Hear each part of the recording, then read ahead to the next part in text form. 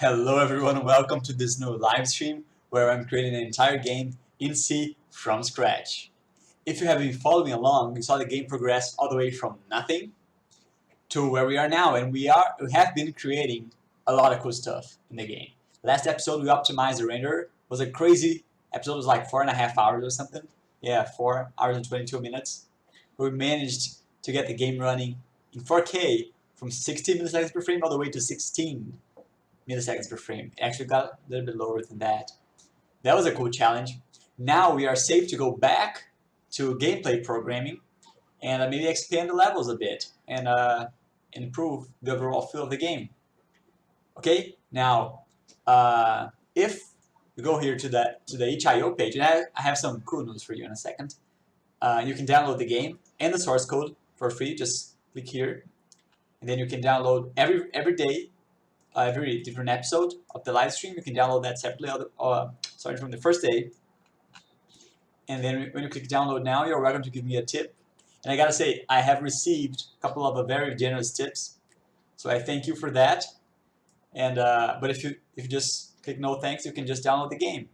But if you want to help me out, you can also help by sharing the videos and my YouTube channel, which leads me to the news that I have started actually making a tutorial series. Because this series is more like an open-formed kind of a series. While I hope you guys do learn in the process, it's not very structured, which is good because you learn things like improvising and refactoring and experimenting with the code and going back to certain decisions.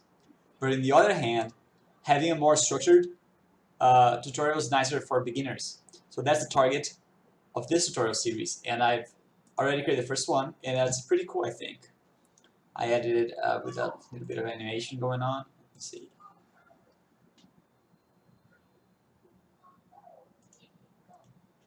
Yeah, see some drawings that I tried to do.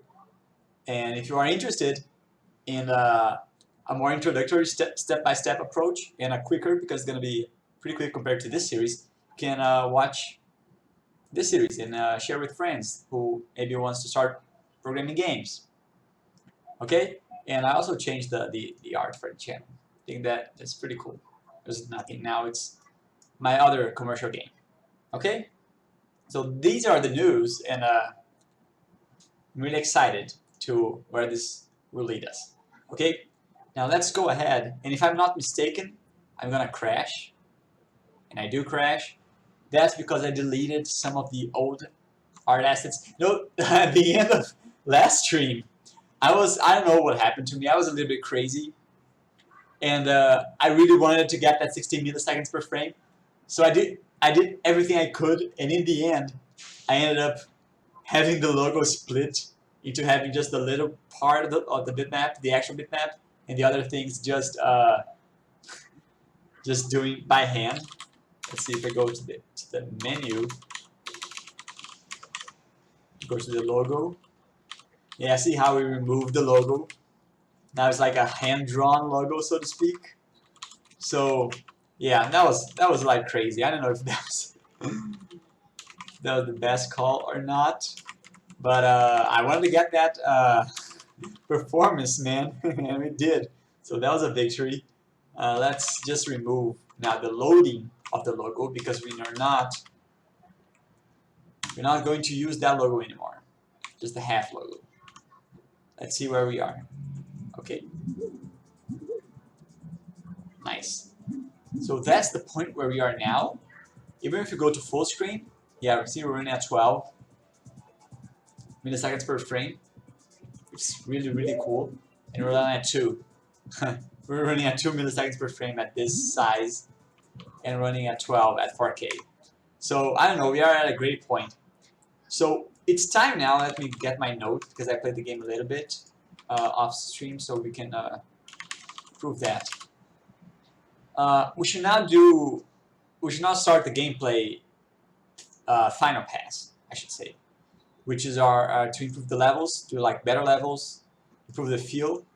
That's going to be pretty cool, and maybe do like more levels. That could be cool, like Tetris level. I think that's going to be the first one I want to do in the new batch of ideas. Not sure I'm going to do all of them though.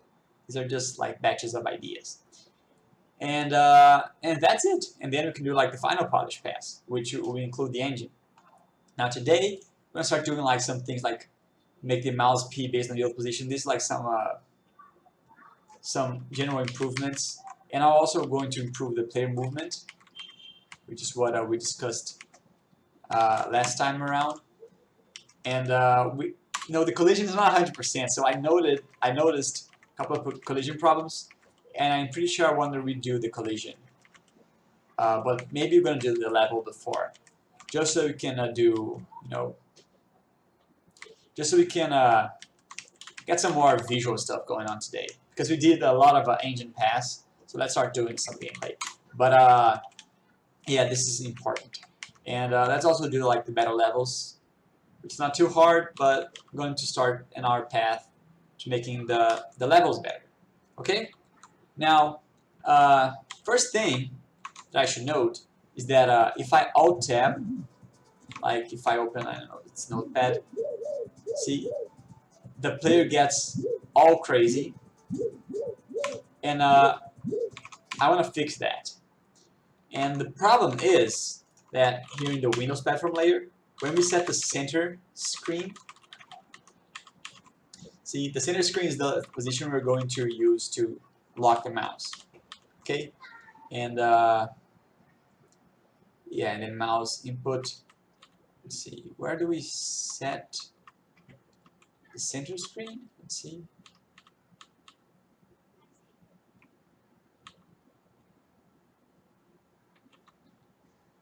I'm not sure where do we set the center screen. Oh, it's here. Okay, so every time you change the size. Okay, that's not really necessary. But, oh, the center screen. Yeah, it's right there. Okay, so it is necessary. So this is working fine. The problem is here.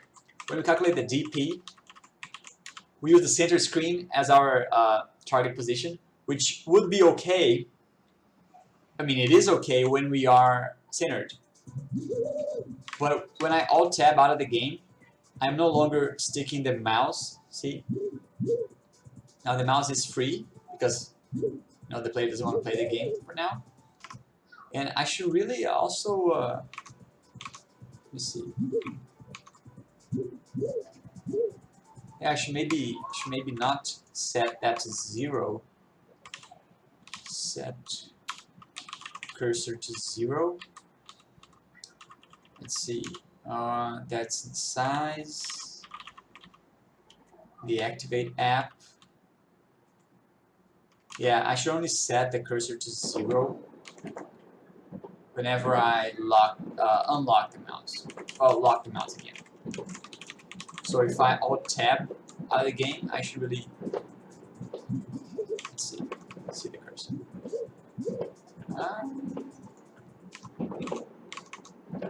Oh, some fireworks going on here.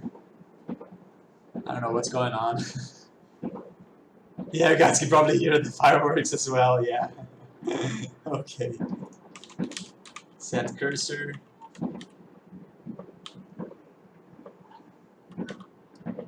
Yeah, but we can take a look at that later in the set cursor to 0 thing.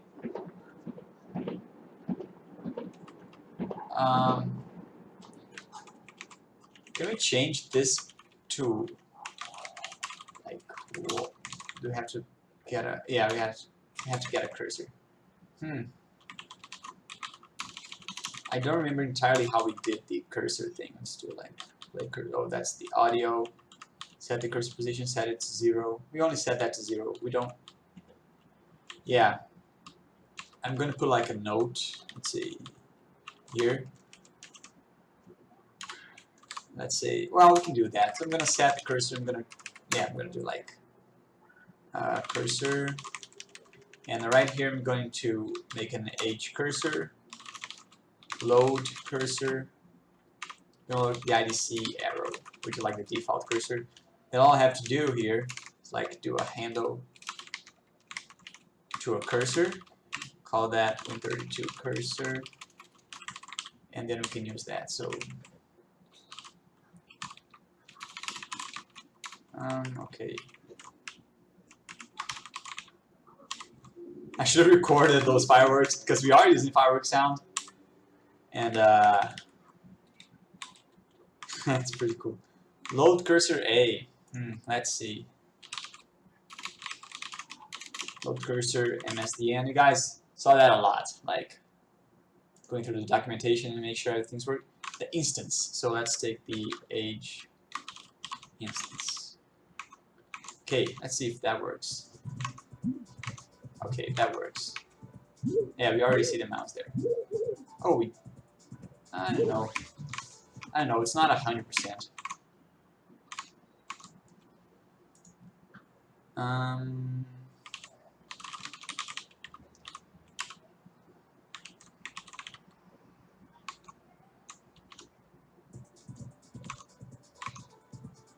It's funny because when we move that, it's for some reason the notepad's not working. We have to test that more thoroughly.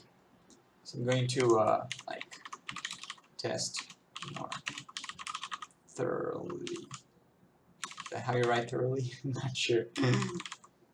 Okay, so if you're supposed to unlock the mouse, we do that. Yeah, this looks about correct. Like lock mouse. Yeah, and this is what we actually want to do instead of just doing the center mouse. I'm just going to do like the old mouse P.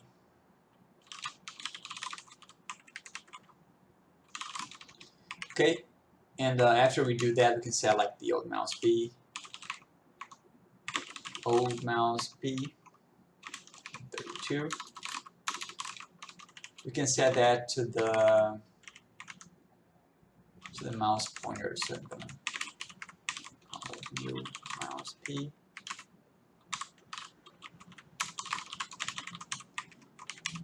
And new mouse P. Okay.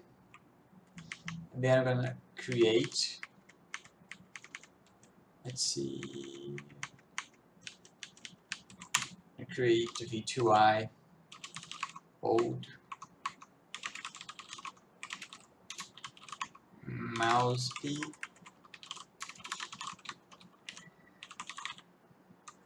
And we should probably initialize that to something. Not sure. The mouse. Maybe the center of the screen. Let's see. Yeah.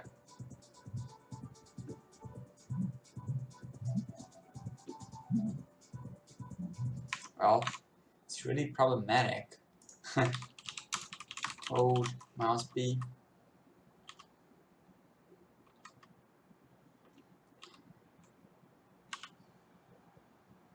Then we set that. I think we should really set that afterwards.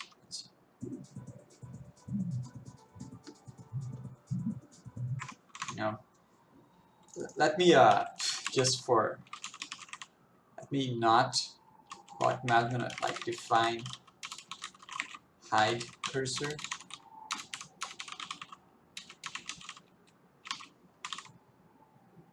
And whenever we set the cursor to 0, I'm gonna do like hide cursor.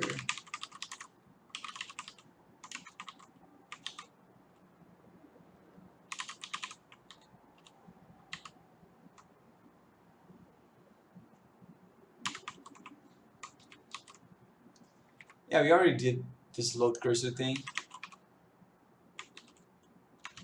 So I can just, oh, we have the show cursor.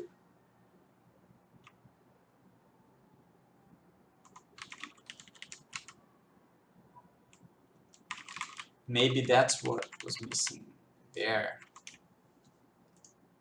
We set the cursor and then we show it. That was, I don't remember who it was. That was somebody's tip on the stream. Have the cursor show up. Okay, so let's just see if we fixed that problem. Yeah, I don't know.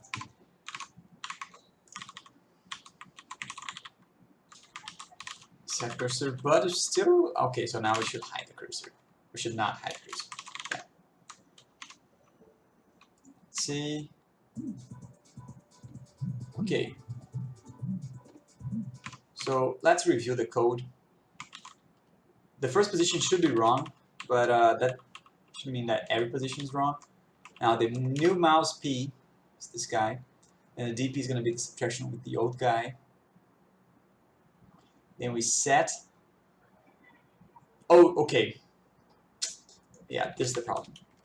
If we lock, we should set this guy to the Win32 center screen, which is what we were doing before, and it was working. So, and in case we're not locked, then we should.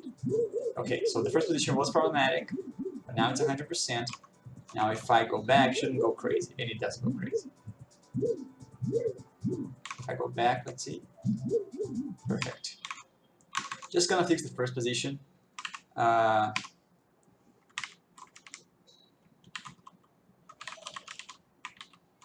I can just... Yeah, I'm thinking about what's the best way to initialize that. Because in the center screen, you should already have a valid center screen. Okay? Yeah, so I'm going to create like the old mouse P. I'm going to initialize that to the center screen. Yeah, that should be good to go. And we can probably assert at this point that it's got a valid value. Yeah. Okay, so we fixed that. Let's go back to hiding the cursor. So now we don't go all crazy when we Alt-Tab out of the game. Nice. Yeah, we still should make sure that when we Alt-Tab, because like if I Alt-Tab, see now I can see the mouse. If I do like Visual Studio, I can still see the mouse. But if I do, let's try Farcoder, I can see the mouse. Oh, maybe because the screen is still visible. Yeah. Yeah, well, not sure.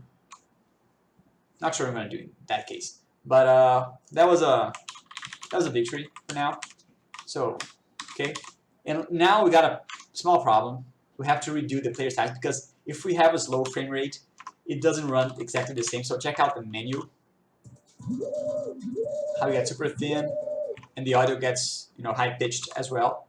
If we try to build a non-optimized build, let's see how bad it's going to run.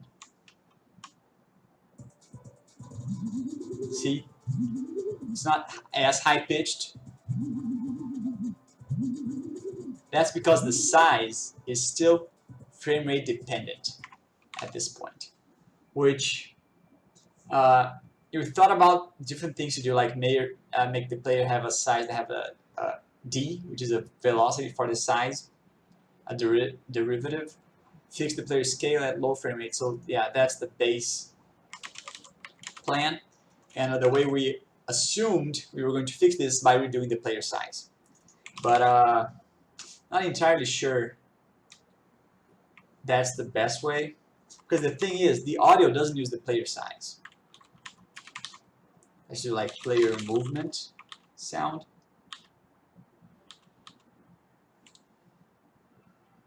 Yeah, it doesn't. It uses the target DP. So this is wrong.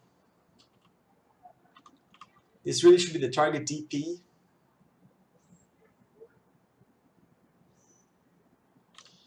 Yeah, okay, so this is one problem.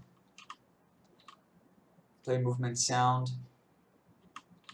You probably have the same problem with the ball. Let me try to explain what the problem is. We have the speed, the player speed, or target speed, or whatever, that is in units per second. Okay? We are setting the target volume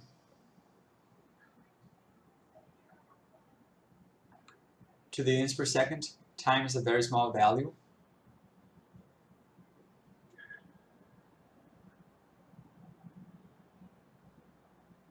Is the DP in units per second or units per frame?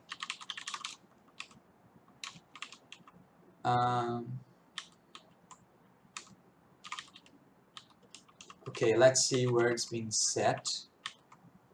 Set to 0. Yeah, I think that's the problem. I think it's not in the correct scale. This is gonna break the gameplay significantly, but I got a break. 2 eggs to make an omelet. Isn't that the saying? uh, okay. Yeah, let's see. This is where we calculate it. The target DP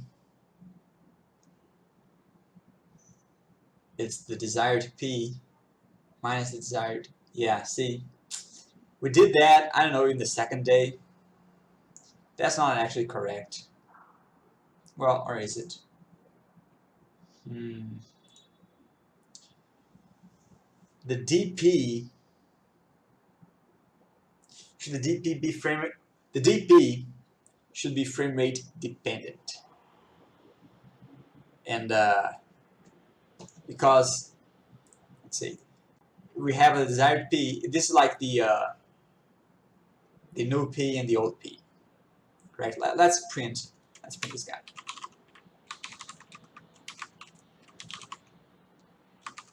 Third target DP.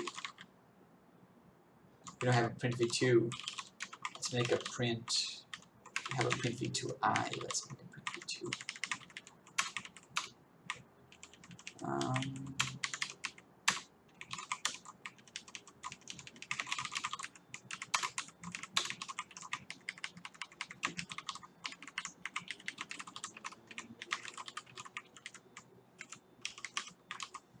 Okay, and we also have to add that here. Too many parameters. Yeah, we don't take the last one. The leading zeros. We don't take the number of leading zeros. Value 2 already used. Okay, let's see the value. And I think the problem is this dt should not be here. Okay.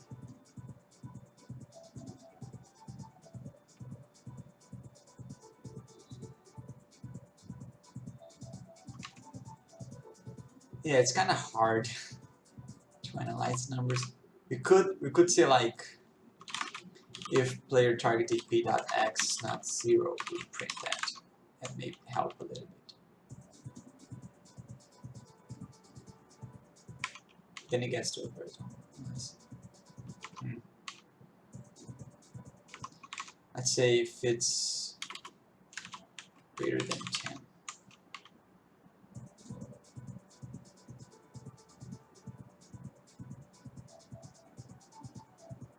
So this is how much we moved in a frame.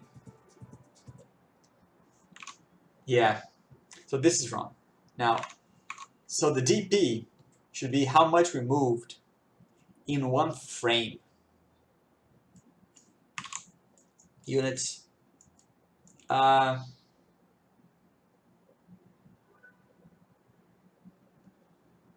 See, this is where I'm not entirely sure what we want. Let's just try doing that. Turn the volume down because I'm not sure what's going to happen to the pitch sound. Yeah, they get like super solid.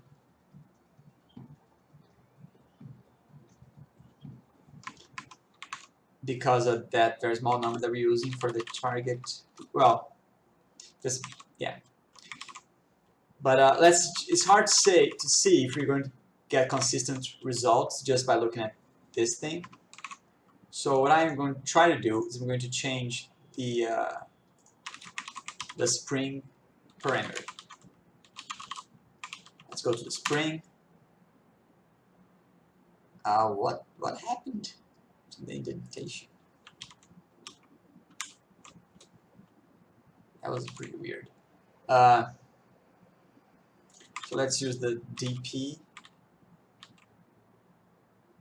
player visual DP. Then we use the desired P. Where's the target? DP. Yeah. So I'm gonna have to multiply that by a large number. Not sure how large though.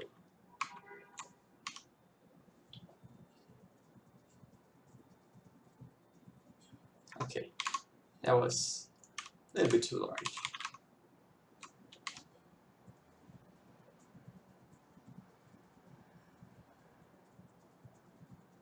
Okay, let's just see if we go back to the optimized build, if we have consistent results.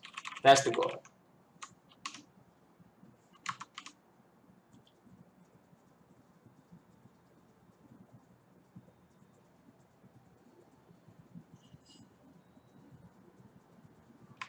I don't think we do. No, we don't. Now we're too scratchy on the unoptimized, but now it's the opposite. Yeah, we may have to take a look at that code carefully. This polish pass, you have to be a little bit of a patient. You have to avoid. Okay. Yeah, I'm going to do like step by step again. Just going to make sure that this guy is correct. Let me just control. No, wait. Yeah. The player target DP is how much he moved. Like, if we want the target DP to be like 100, that 100 is in units per second. Correct? I think this was correct, and our calculations are wrong. So let's go back to drawing our solid player that uses the target P as the position. Okay. So this is like the most solid guy, and the problem was getting this guy to move to look. Yeah, this is perfect. Now we're going to go back and start messing around with the player size, with the spring that we created. Let's see. So it looks pretty solid, centered. It does have a little bit of delay, but that looks nice. But if I remove this guy, yeah, the problem is the size calculation.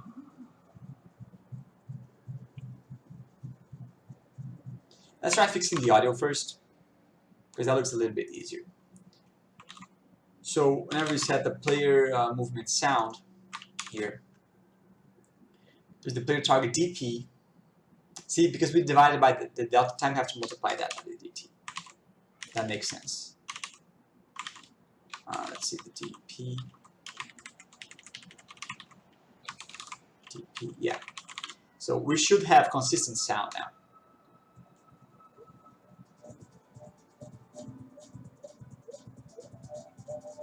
It's really high pitched, but let's just see if it's consistent. If it is, then we can just tweak that value. Yeah, it is. Okay, so that was the problem.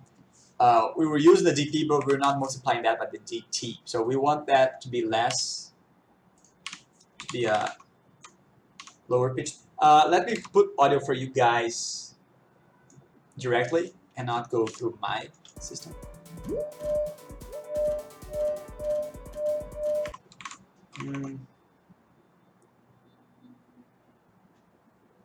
You know what? I think I had one too much zero. I'm not sure.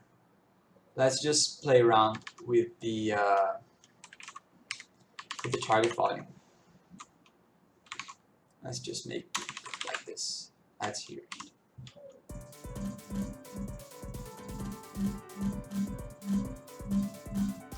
I think that's a nice target volume.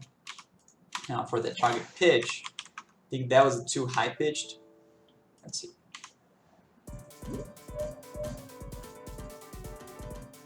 Yeah. So it was high pitched because we multiplied that by a large number. So, oh, what? We didn't multiply that by the DT. What happened?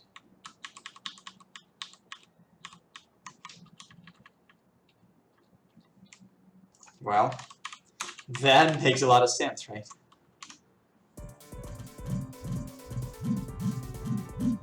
Okay, now I think I'm gonna make it a little bit higher pitched now that we have a consistent value.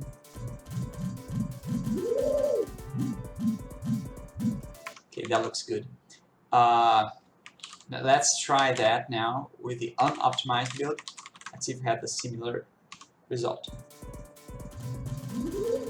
Perfect. Perfect. So yeah, that was the problem. So let's just do the same thing for the visual guy. So whenever we use the player target DP, so yeah, this was correct. We were getting the units per second, and but we were using it wrong. We were using it without taking that back when we set the target volume. Yeah, because we're doing this every frame. So we need to convert that back to units per frame, not per second. Okay, nice. Nice, nice. Let's see where we use the player, what's the player target DP? So whenever you use that, so here's where we calculate it, perfect. Place sound variation if we collide with ball. See, this should probably also consider the DT.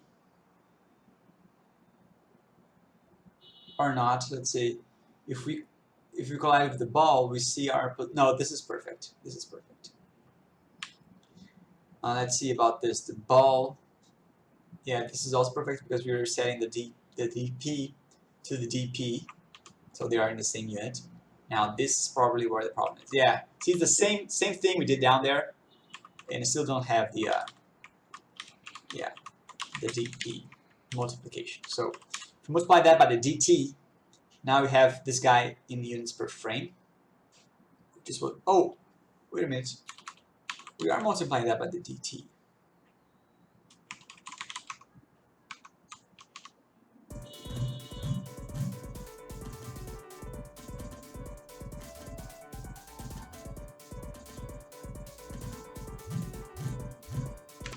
Okay. Let's see the optimized build.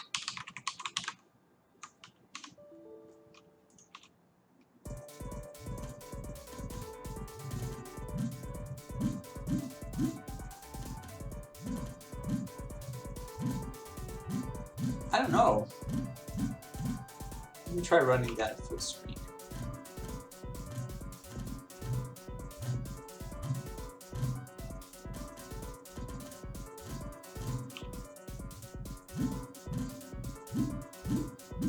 Think about the full screen.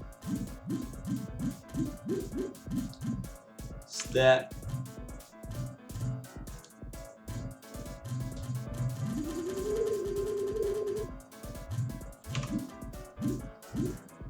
that I do take more time, I think. Well, yeah. Changing my mouse.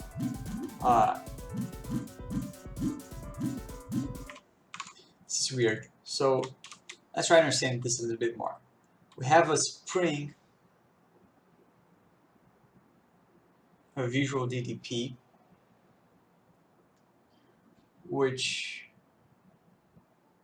is a desired P minus the visual P. So times the DP. So I think this, we're considering that as a DP. So we should probably divide this whole thing by the DT, I think. But I'm just going to offset that, let's say, by a larger number. So let's say 0.2, so let's multiply that by 500. Because this is the DP, and this is the DDP. Okay, yeah. Because now we're multiplying that again, see? We multiply that by the DT squared, so we had to divide by the DT here. That was one problem. Now the DP, just DP, yeah. DP is just whatever this is. Multiplying by the DT, see? This is why we need to divide that. And then the visual P is the P plus the DT times the DT. The DP times the DT, the DP times, yeah. Now, this is for the player visuals. Not sure how that's going to change. Oh, this is going to make it, this is going to make the player follow that blue square consistently. in terms of different frame rates. Okay, and now the player half size, let's see, is the player base half size x plus. So we're adding an offset per frame. So this should be in the DP scale. Yeah.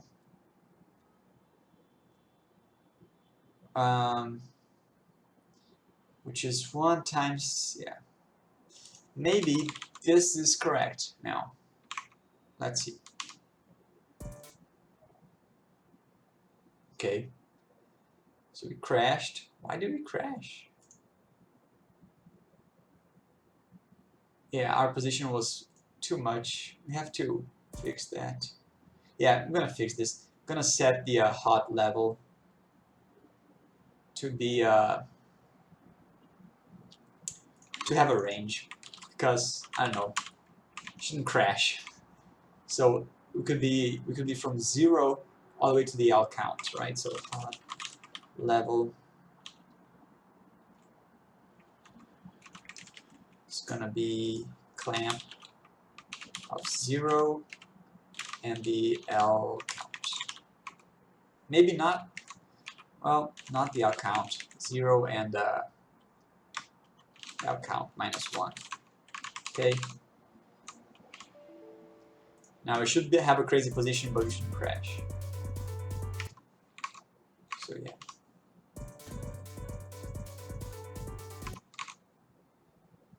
Well, so we fixed the crash, which was good. But well, 500. The DT, we're running at 2 milliseconds per frame. So if we multiply the DT, let's see, should be this. Oh, it's 1 over this guy? Yeah, let me just remove this 500. I'm not sure. Maybe it should be like 1 divided by 500. Let's see.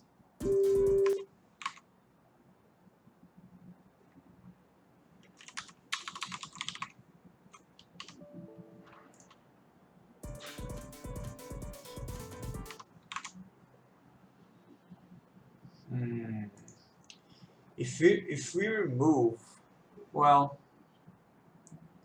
let's set this guy to be the DP directly. Yeah. I'm gonna turn your volume down because some weird sound effects are going on.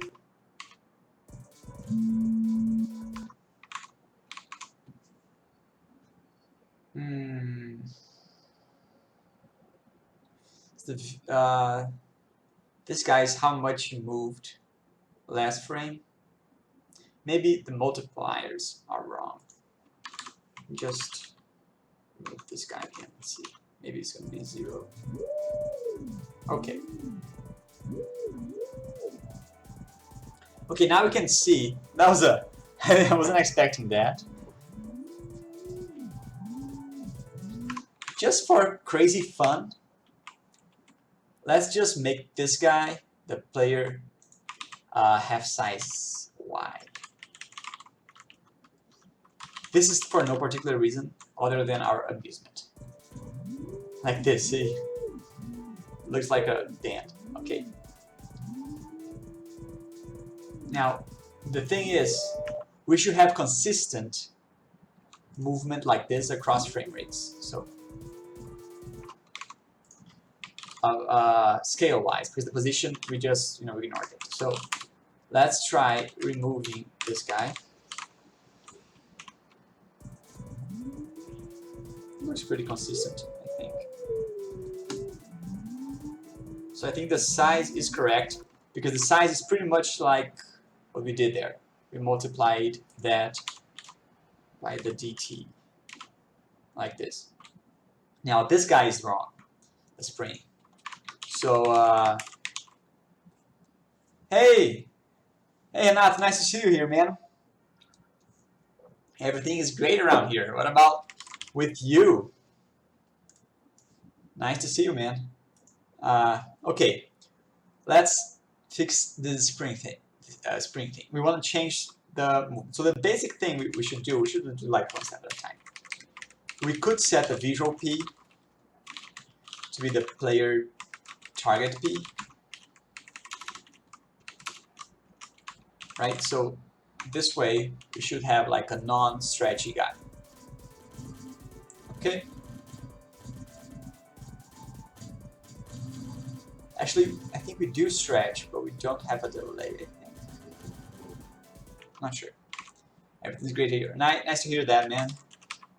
Okay, so this is the direct player position.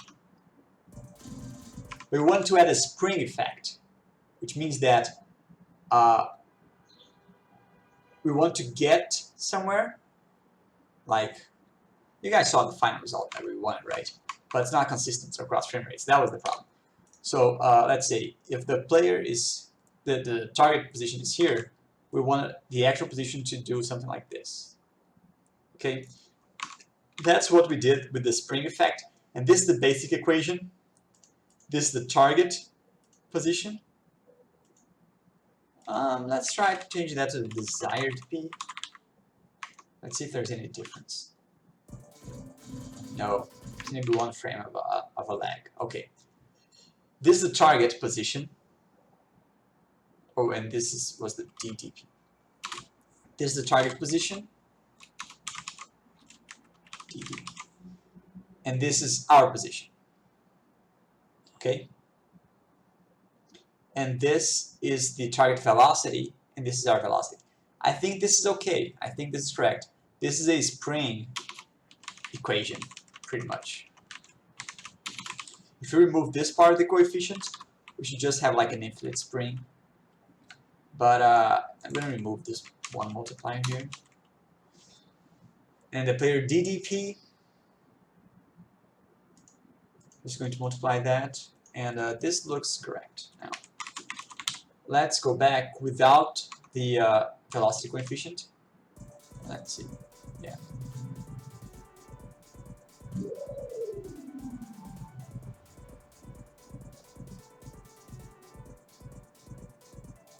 He speaks Portuguese? Yeah, sou brasileiro, man. Você é brasileiro também?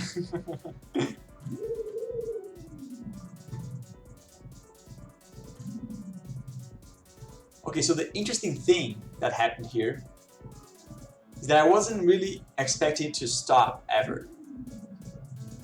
We are Brazilian. Awesome. You know the new video that I posted on my YouTube channel? Which was the tutorial, because this isn't like an actual tutorial. This is just a live stream. But I do expect you guys to learn, I mean, by following along. But I posted like a step-by-step tutorial, and this one I posted subtitles in Portuguese. So you can, what is that? Let's see. You can change the subtitles to Portuguese, and hopefully, I did do a couple of jokes like Eli and Simão, things like that. So he's nuts for making a game from scratch in C. Dude, the progress. See the progress. We've been doing this like 40 hours, which was 16 streams. And we have a lot of stuff already. Check it out, man. But I try to only speak English. Yeah, because most of the people don't speak Portuguese around here. Around the stream. Let me go back to where we were, so I can show you the progress of making a game from scratch in C. So we did breakout. We can ignore like this blue thing. Yeah. Awesome. We did breakout with power-ups.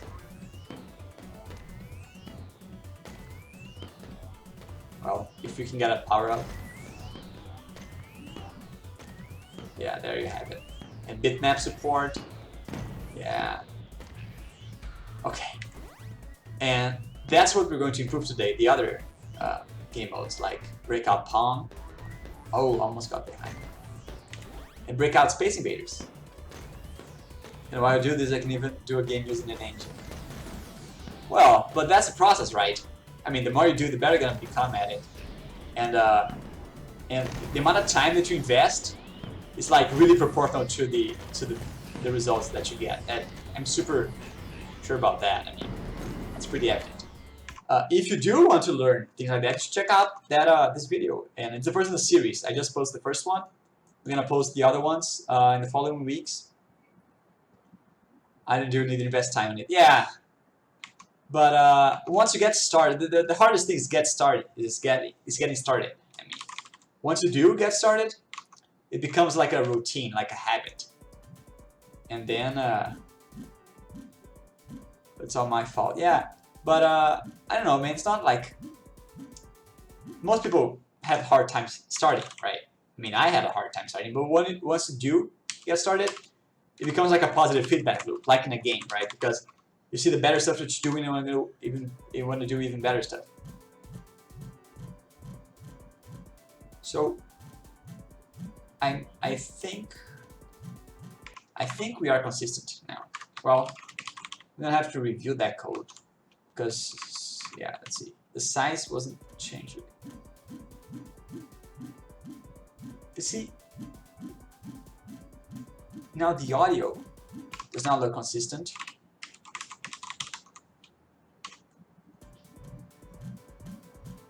Yeah, that's weird. Are we using the visual DP in the audio for some reason? We shouldn't use the visual DP anywhere, should we? Well, the player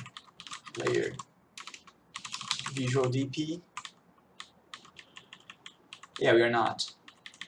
What about, yeah, the DDP gets deleted there.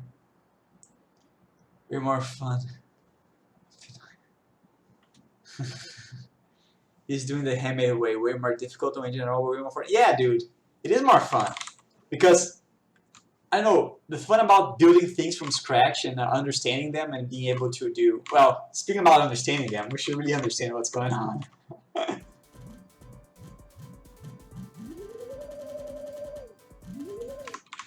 Yeah, because somewhere we are not frame rate independent.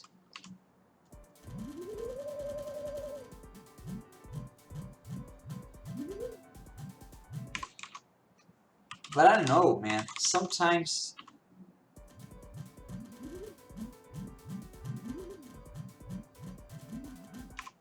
let's try going like full screen. Okay, so now we're super wrong. Just by going full screen, we went nuts.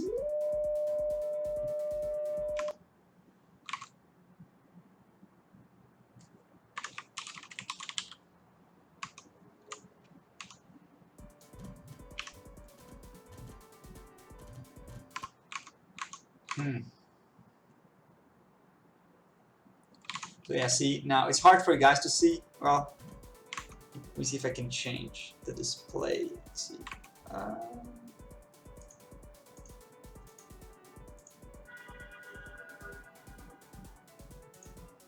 Yeah, check out the full screen game. See how we don't have the sound nor the big distortion? That's because we're running at 12 frames. If we do the small one, we do have. So we apparently haven't changed anything, to be honest. Which, not sure why. Why use C instead of C++? C++ has a lot more features, and most of them really make the code more complicated and harder to read. It's slower to compile. In this series, I'm using C++ because this is meant to be more educational in terms of, okay, you're going to learn how to make games. C++ is the industry. Yeah, C++ is a nightmare, yeah. But come on, C is way more fun, way more streamlined, and has everything you need. I mean, there will be one or two features that would be cooler if they were in C. But, well, I'm not going to die because of it. So, yeah, maybe I'm going to have to test the full screen thing just to make sure that, that it's consistent. Okay, so maybe I'm going to go full screen on you guys. But then I'm going to have a hard time reading chat. C++ is a god to me. Dude! Be careful with your gods, what you worship, right? C++ is crazy, man. Come on. It's not elegant. It's not an elegant god. Yeah. Okay. Yeah, let's go back to our audio, like the player movement sound.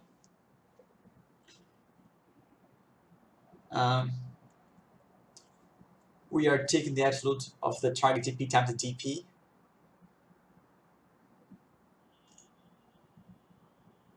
So yeah, we have units per second, correct? Because we have units per frame, and then we divided that by the DP, which is how many seconds per frame we have. So we divided that, so we multiplied by this guy. Yeah, units per second. So we have units per second here. Then we're going to, and we're multiplying that by the seconds per frame. So it leaves us with the units per frame. And the target volume is going to be how many units we change in that frame.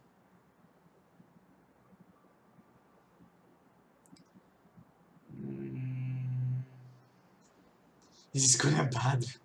God, just like the worshippers. Okay. I don't know. I am not entirely sure. Because we did that and we didn't see anything changed, honestly. So let me see the difference. So we do hear a little bit of sound. And here we hear a lot of sound. If I take this guy away and add a couple more guys like this, let's see if it's different. The other.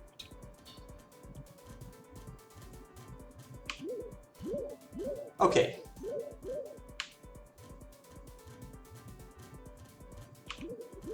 So I can pretty much say confidently that this proved to be a better result. Not sure it's 100% perfect, but it is a better result.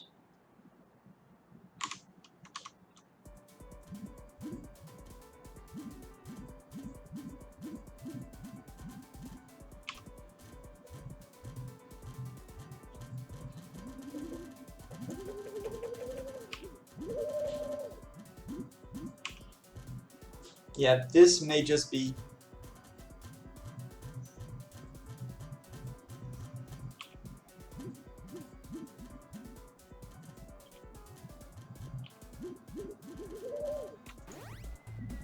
oh, and now we got the mouse.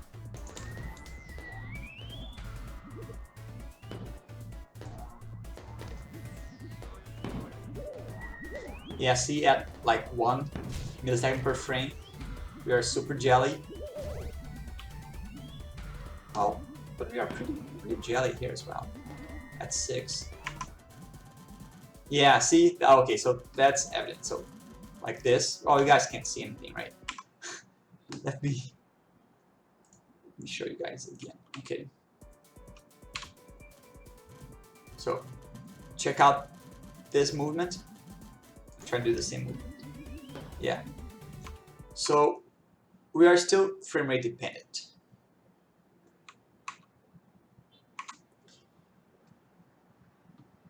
So the target, yeah, maybe this operation is wrong because let's go to the audio.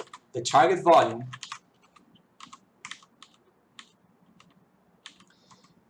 is like it's just a target, yeah. I mean, we don't use that as a DP or not. And the target is in units per frame here.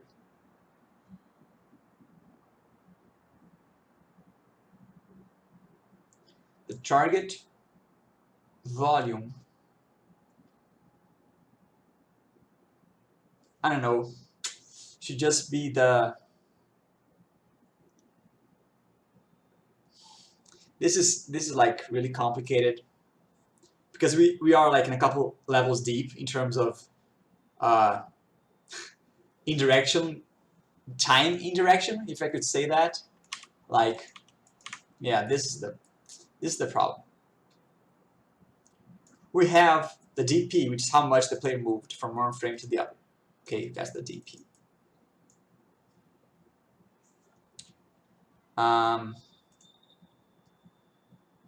It's actually that divided by the DT. You know what? Maybe I should just consider this guy. I'm going to call that diff. So the diff is how much he moved in one frame. Okay? Okay. Okay. And we change that for the sound. So let's try to hear the sound.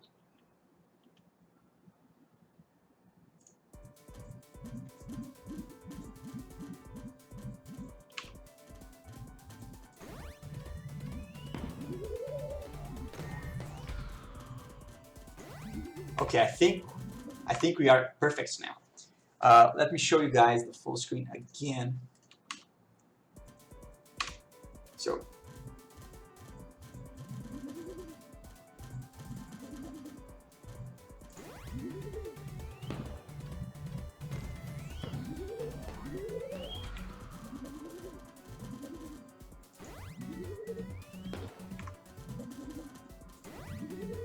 okay, so yeah. No, it's still not 100%. Still not 100%, though.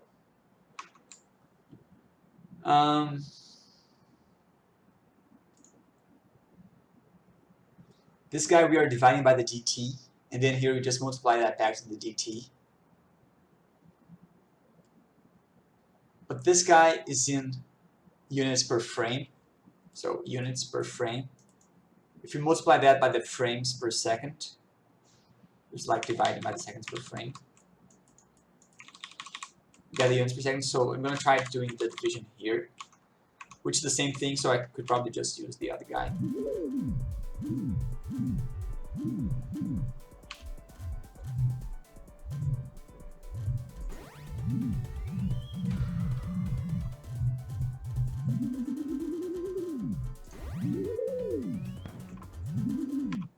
I think there'll be no escape, honestly. I'm kind of thinking about giving up doing this. At least go back to what we changed, because we didn't change. Well,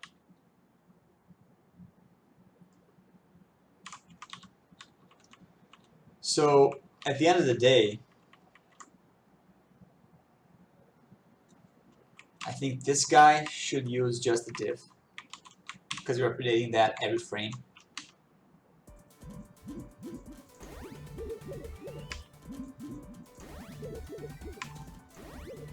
Yeah, but that's I don't know. It's not good at all. If we divide that by the dt.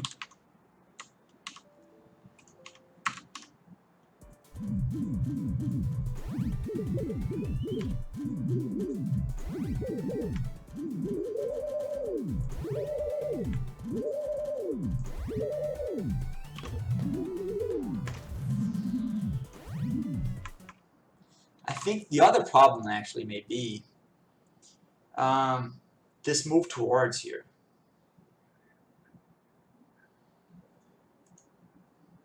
Because we are moving. Yeah.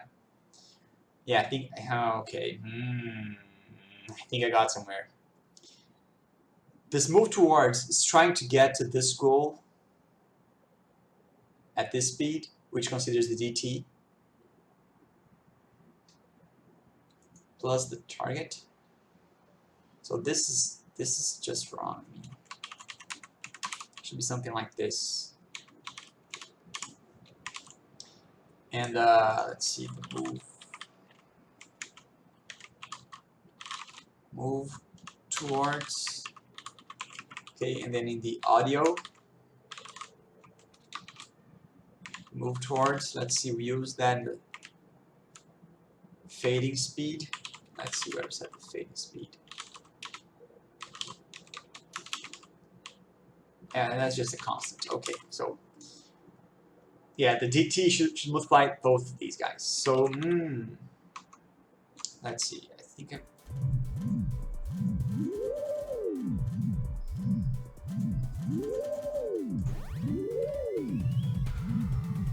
okay. I think we achieved success.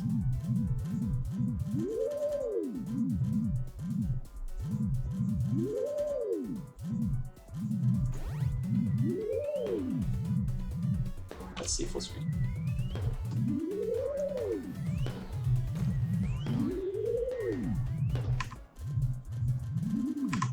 Okay, we did it. We did it. Ha. We fixed the problem. So the problem was the move towards. Let me just remind you guys how the move towards worked, so you guys can. It's a very useful function. The move towards. See, it takes the where is it now? The target and how much it should move, right? So let's say we are at x, and then we want to go to y at the speed of 10, and then we just add 10 to x. Okay, and then if we go like past y, we stick at y. So that's the move towards. And the speed which we were moving was wrong. It was like this: the dt times 5, which is a correct constant because this should be in frame time, not in seconds. But then I add the target guy, and I shouldn't really add the target without multiplying the dt, because the dt is really the base here, because the target is now frame rate independent. See how I multiply that by the dt here? Nice. So the target volume, I should probably use the same thing, which is the player guy here times this guy. But it's less noticeable than the pitch. Let's see.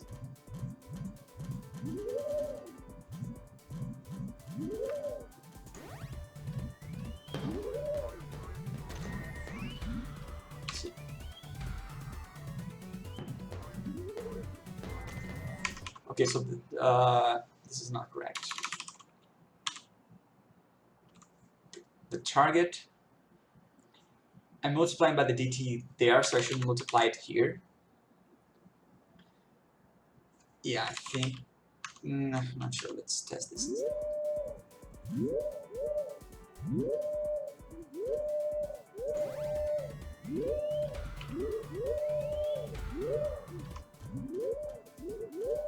Okay, this is correct, but now I should really offset a lot like this.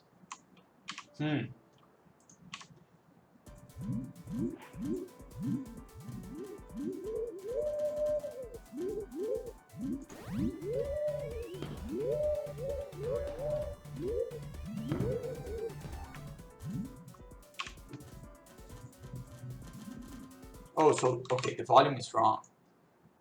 The volume is really wrong. So let's see, this guy should be able to multiply that by the dt. So now I'm a little bit confused, because if I'm already multiplying that by the dt here, I shouldn't have to multiply that again by the dt. So it should be something like this. But again, that's how it was.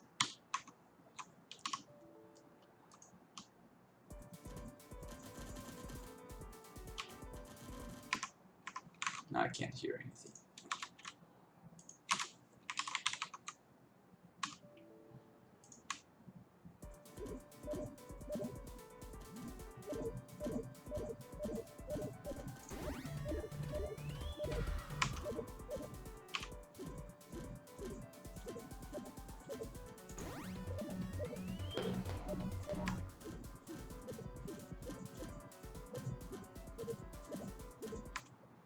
Yeah, I think the volume is the only problem. Oh, the volume is problematic because it's also going through a. It's also going through a.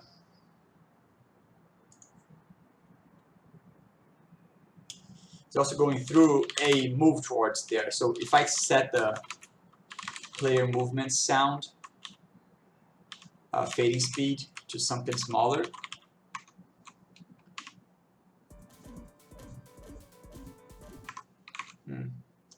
Try something really small.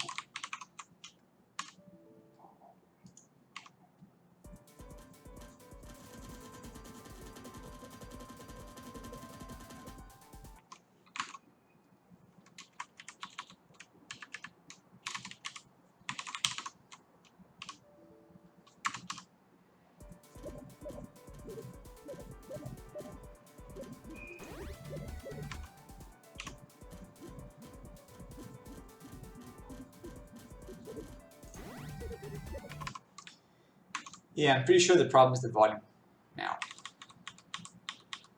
See, because there are so many things operating at the same time, it's really, really hard to isolate just one of them. But let's try. So the volume is going to be 1. Let's just hear the pitch.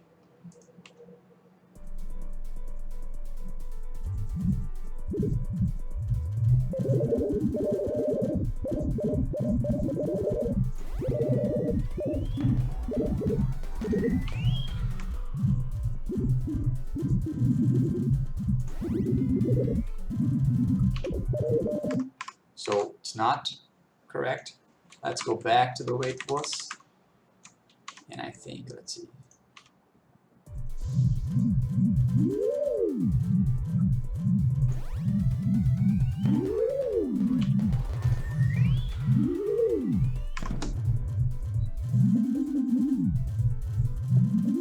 Okay, it's not 100% yet, but I'm pretty confident that it's more correct.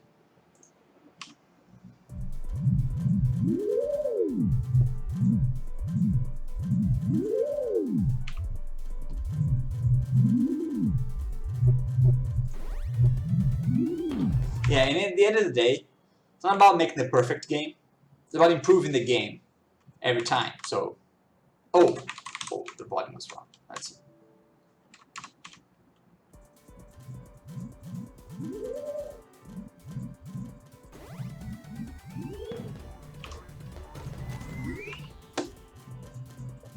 But this is like really wrong. So let's check this out.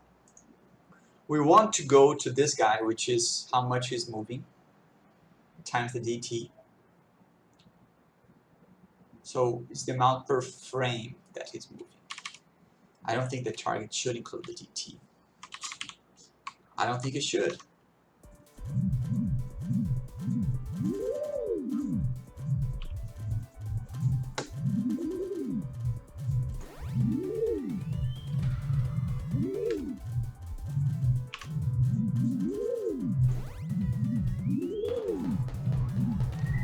So I think we have now, when we exit full screen, size, let's see, it's wrong. Hide cursor, set cursor to 0.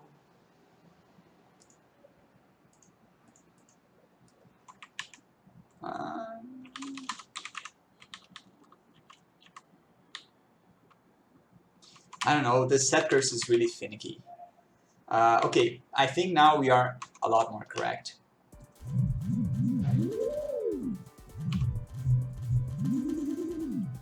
And now I'm going to remove this guy from the DP.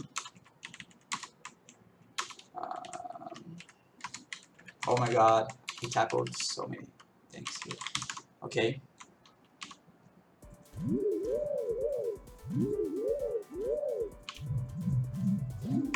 No, this was correct. This was correct. Like this. Okay. Now, it's not going to be the most precise mathematically, but I think we improved that a lot. Now, I'm just going to make sure that the size is okay. I think it is. So let me just go back to the unoptimized build, and let's play around with this guy a little bit.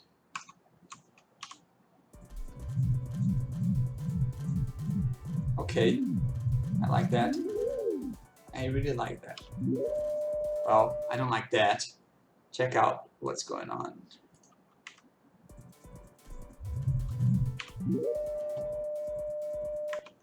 I'm gonna set a breakpoint. Let's set a breakpoint whenever we set the full screen, so toggle full screen. Whenever we set that to full screen.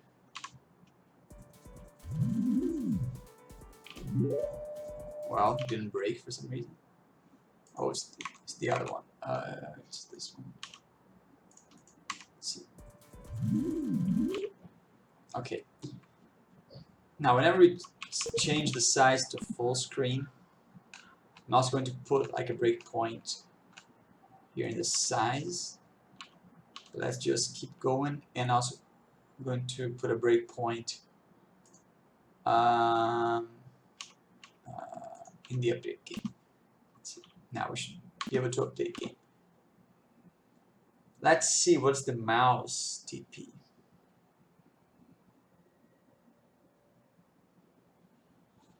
Well, it doesn't look too unreasonable. I think the problem may be when we change, like this guy, we should reset the old mouse. So the old mouse, like this. So I'm gonna put the old mouse in these. Put the old mouse here.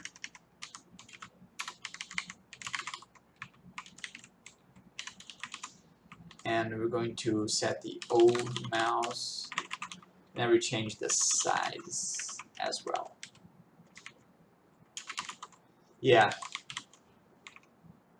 I think that's a problem. Let's see. Yeah. Okay. Now it does work. I mean,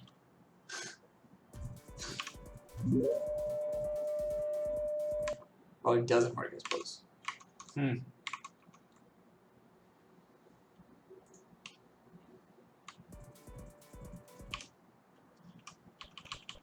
So let's go back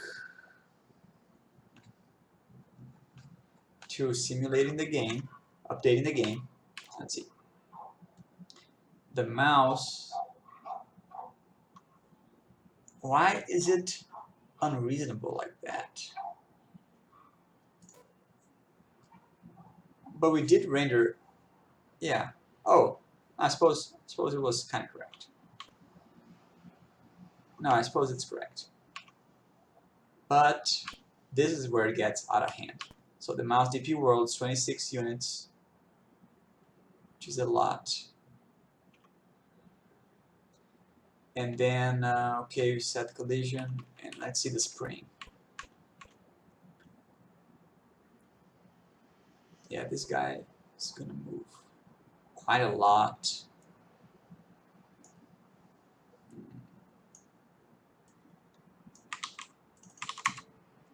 Minus 38.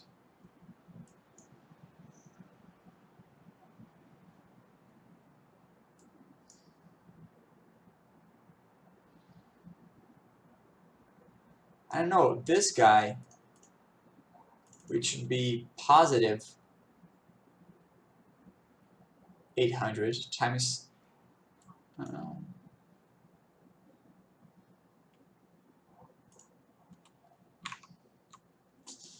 if I make the spring, let's go back to the spring.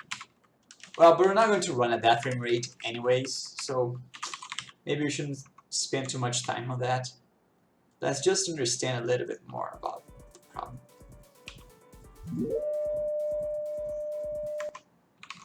Okay. Let's just ignore this guy. And let's see how that looks.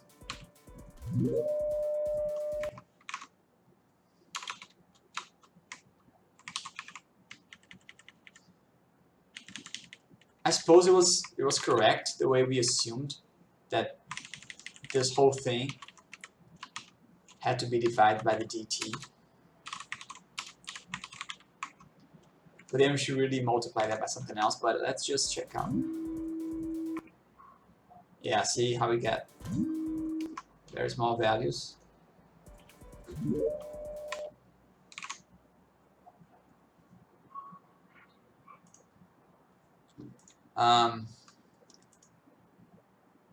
So let's multiply that by a very small amount.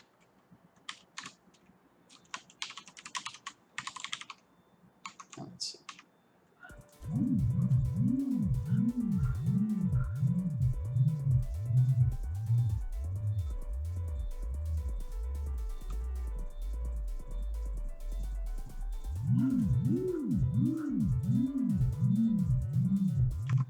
I think this guy can be a little bit larger. Oh, I was just dividing this guy and not the whole thing.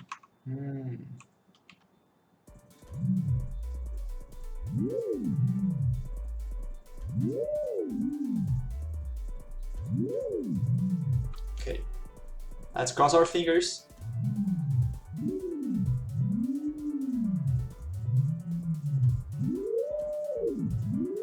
Okay, so we are a little bit in slow motion, but I think that's because we are running really badly. Oh, you guys can see that. Let me go back.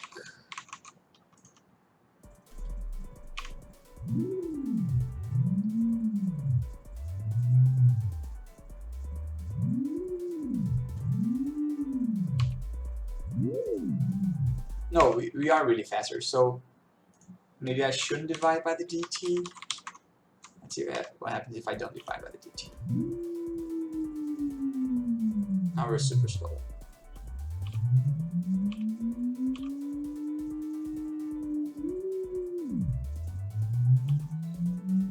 But we are consistent. I suppose there wasn't a problem there.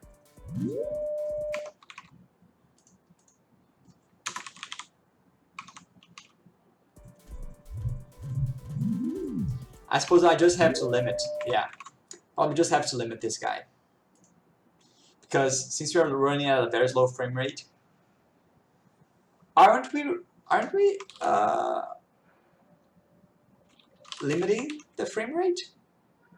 We were supposed to.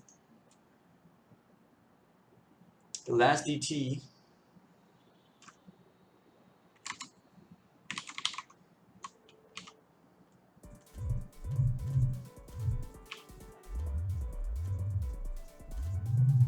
So this is more of what we expect. Oh, but we were limiting to 10.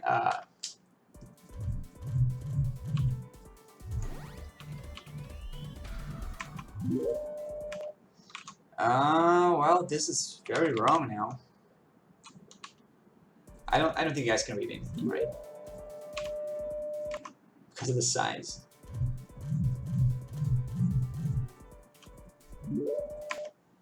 Yeah, let me go back.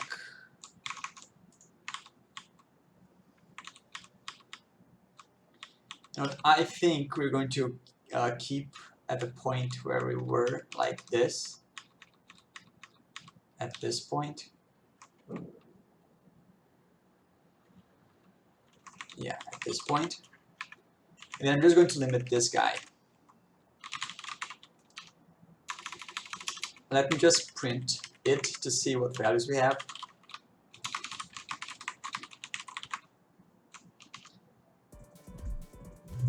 Yeah, we have pretty big values, like 200, I think. 400, 800. Yeah, and we have like huge values. Like, what value is that? Couldn't even print the number. So what I'm gonna do is limit this guy. So I'm going to clamp that at C to 10,000.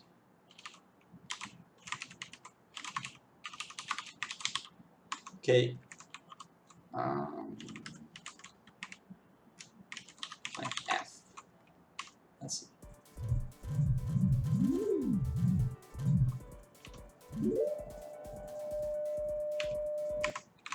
Let's limit that to 1,000.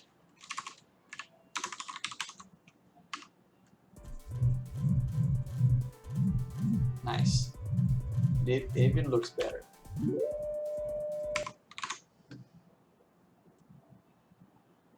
I don't know. This is really bad. Let's try just taking a little more time into that. Then maybe we're gonna go back. We're gonna go to the level design afterwards. If I limit this guy to 100,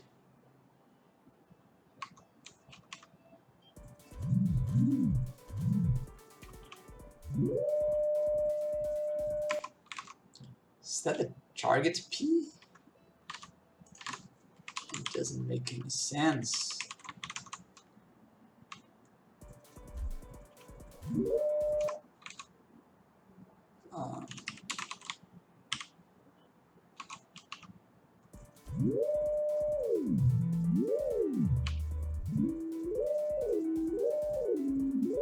Okay, so the problem is the target dp.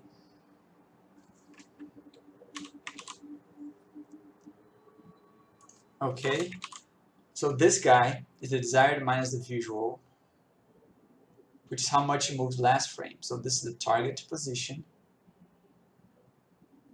Yeah. And this is last frame's target position. No. Yeah. Wait a minute. Oh no, this is the y. Okay. Maybe this guy should be multiplied by the dt, divided by the dt. So, yeah. Let's see.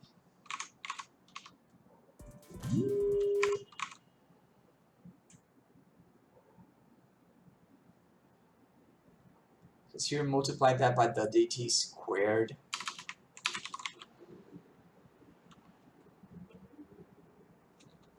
This guy is in units per frame.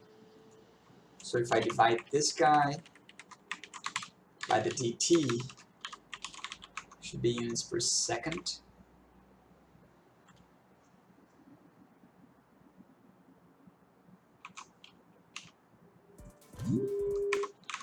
But we are supposed to be the, oh, this is kind of random. Okay.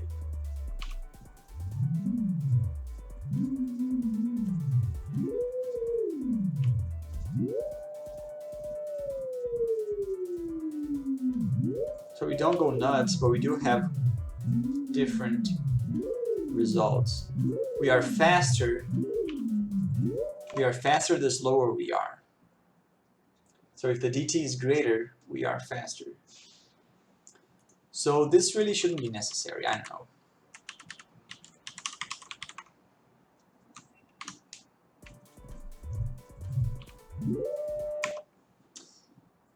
Do we have like a dt multiplier? I think we do, like target, let's say dt times equals, yeah. Let me set the dt multiplier down a lot. So when we press up, the dt multiplier is going to be, so we're going to play the game in slow motion to see.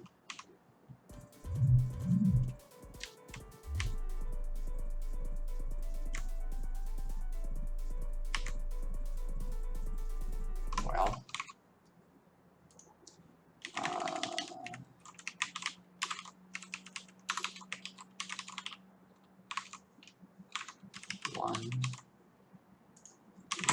this, let's see.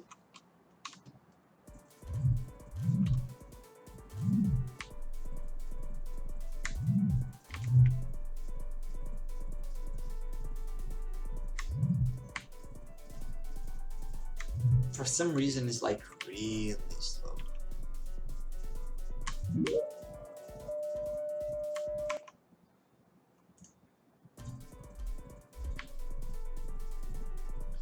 Let's see if I go full screen.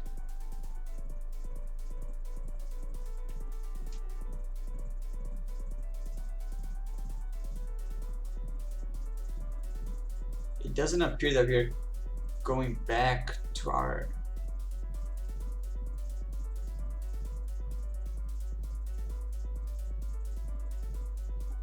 doesn't appear we're changing the size at all.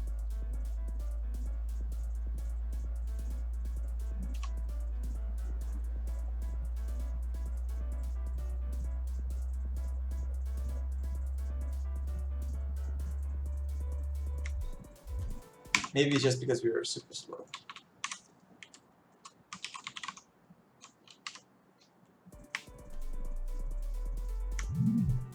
Yeah. This is really weird. Really weird. Okay, this is better. See, we don't see. Oh.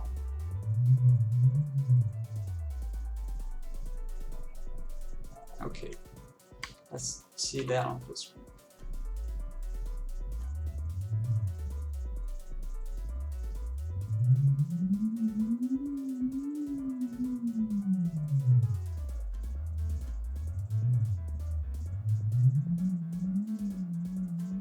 Okay.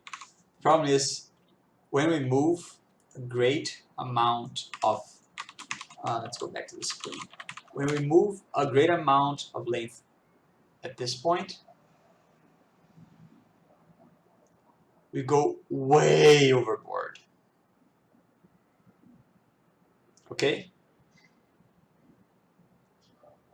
And the visual DP doesn't get updated to that, so maybe this should be the target DP. Well, not sure. Let's see.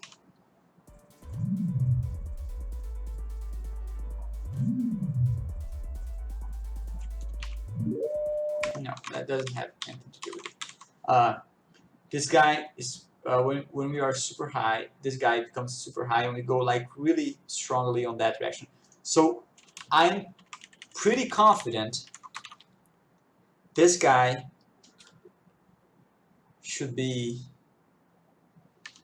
multiplied by the dt. Yeah, because this guy is in units per frame. If we want it to be units per second, we multiply that by the frames per second, which is the like this. Okay, I think this is correct now, but we should really play around with those values. Let's see if you get.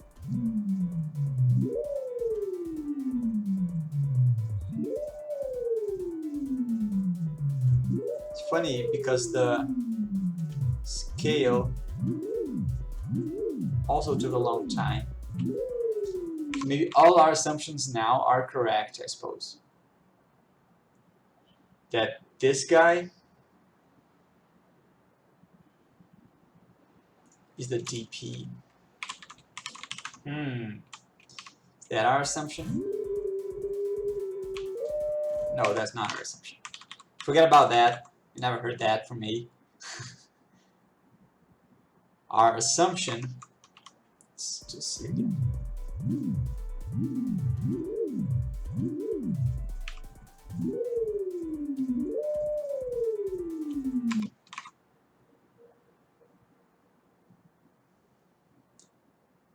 That this guy, which is not frame rate dependent, and this guy, which is not frame rate dependent,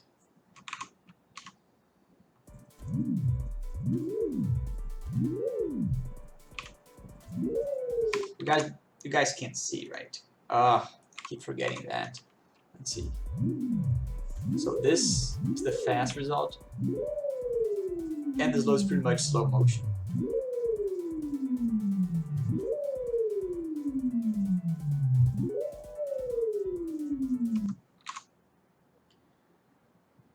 Okay. So that I think I'm just going to leave where we were, and we did have some progress. So we didn't. It wasn't 100% in vain. Just see where we are. I'm going to compile in optimize mode because I don't know, making sure that the movement system works when we are like running at 10 or 20 frames per second.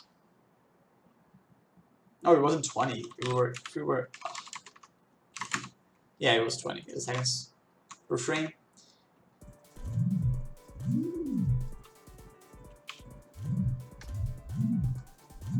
Yeah, it looks pretty good at 12. So we probably have to. We should probably sleep now. We should probably sleep now, and well, not physically sleep, just sleep the frame, so we have a consistent frame rate.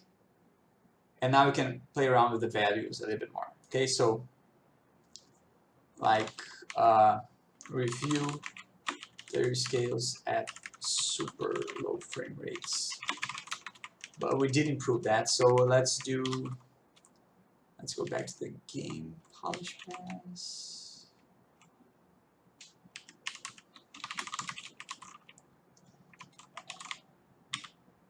Okay, so let's just make sure we have somewhere, let's go back to the spring settings. We're super springy.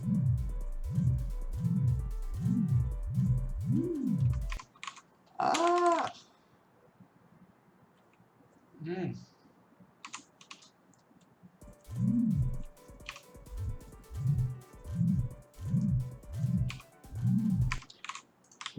I'm just going to Control Z a lot, just because I don't know what we were playing around with this guy. Yeah, we played around with this condition. Oh yeah, the clamp probably. Yeah, let's just keep the clamp at 10,000.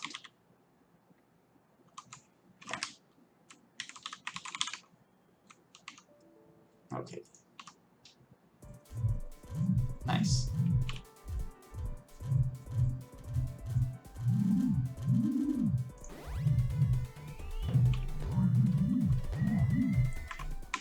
So we are a little bit different, but we're not 100% different. EU programming in C. Dude, C is awesome.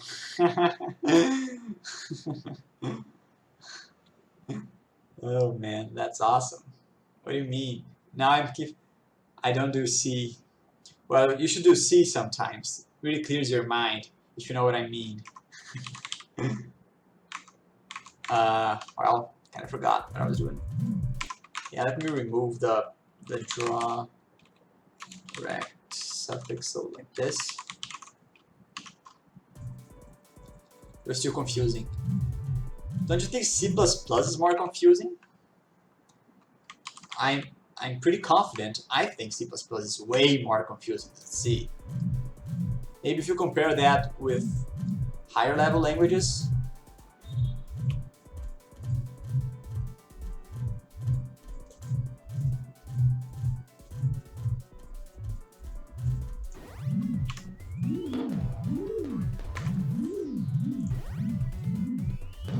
Okay, I think we are in a good place. Now let's try locking the frame. It's going to be pretty simple. I have the C++ is less confusing. I don't know, man. I'm not going to hold that against you. We can just sleep for some time. And, well. But how much time? This is the question, right? Because we want to have a target frame rate. Yeah. We want to have a target frame rate, and we want to sleep for like our target minus our last ET. Okay, so sleep is going to be equal to this. This is how much milliseconds, right? If you're like, if sleep is greater than 1, let's say, we should sleep to sleep minus 1. And now we should do a target ET. Okay, last ET.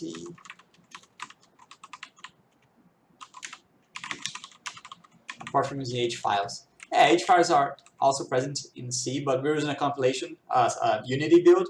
So just one compilation unit, which means that we don't really need H file and stuff. This is in seconds, so we're going to multiply that by 1,000. And we should be in frames. Let's see. Okay, now we are at 16 frames.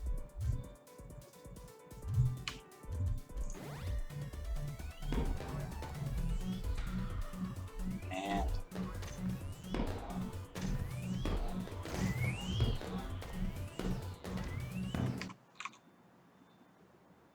Oh, um,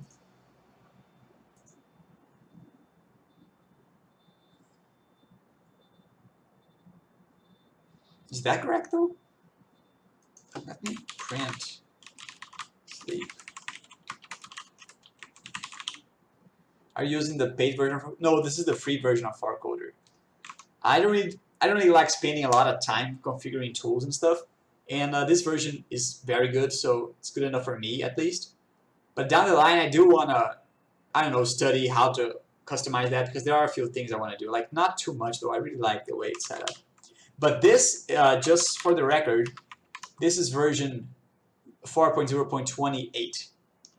The latest versions changed a couple things I didn't like, so I kept at a 28. So the whole visual thing that highlights where you are and the parentheses and the braces and things like that, I just think it turned to a salad, to a fruit salad. I don't like that. So the first thing I have to do when I download when I pay for the customizable version is to go back to this version. And I don't know, there are some shortcuts that I don't know what happened, like Control Shift P to close panels doesn't work anymore. Not sure if it changed. I couldn't find to what. And so I suppose you are really supposed to use the customizable version in the latest version. So I just kept at 28. Yeah. Yeah. Well, let's see our print. Let's see. Yeah. So we are measuring wrong. We're getting 14 and 0. We're slipping every other frame because the counter. Let's see. Ending profiler flip. That's okay to end it here. I might try it someday, but I like Sublime very much. Yeah, I mean, editors should be just what you're really comfortable with. So unless you're unhappy, then in this case you should really force a change. But I don't think people should force a change unless they really don't like it, because they pretty much do the same thing. If you're fast in your editor, I mean, it's perfect. That's the point. That's the point. Just to program fast. We set the DT, and then we do the last counter here. Okay, so we should really measure that. We should really get the performance counter for the last counter again after the flip. Okay. Yeah. This is more like it.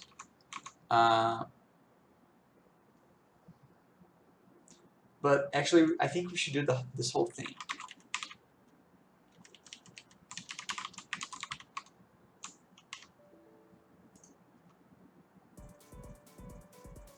For some reason, I got a negative number first. Oh yeah, because the first one takes some time. That's okay. Current time. I'm gonna add the current time down here. Last DT is gonna be the seconds elapsed from the last counter. Now it should be from the. Okay.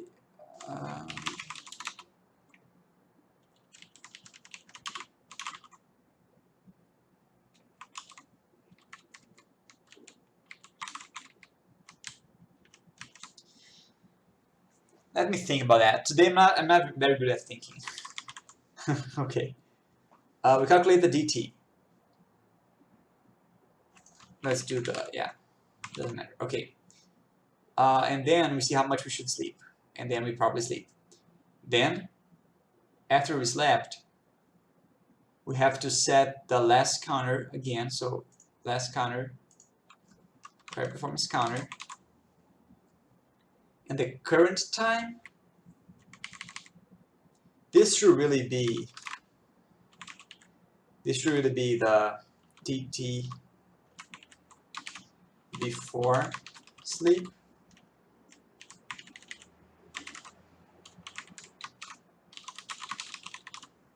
Okay, and then we get the last counter, and then we do the full DT thing.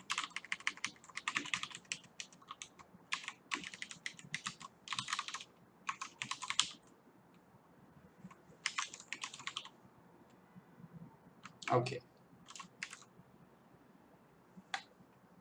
seconds elapsed with the last counter, and we don't need this guy anymore. Current counter.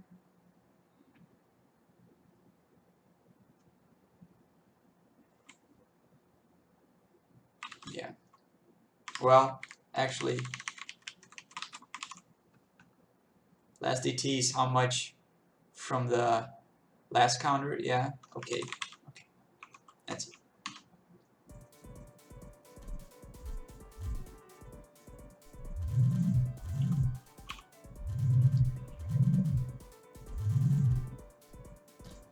So I think we are sleeping the correct amount.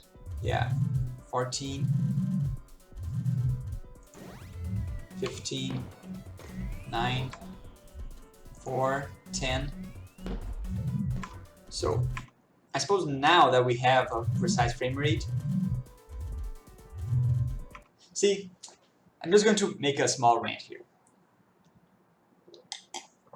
We should really try to have consistent frame rates, because we spent like, I don't know, 40 minutes today trying to make our animation work with inconsistent frame rate, and that's just a huge headache.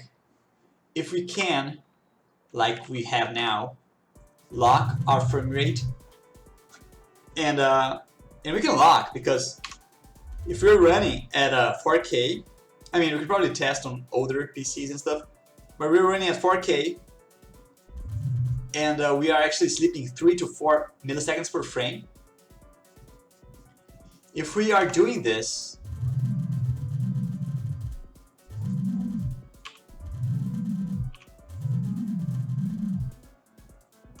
we can pretty much assure that our game will run at this frame rate. Well,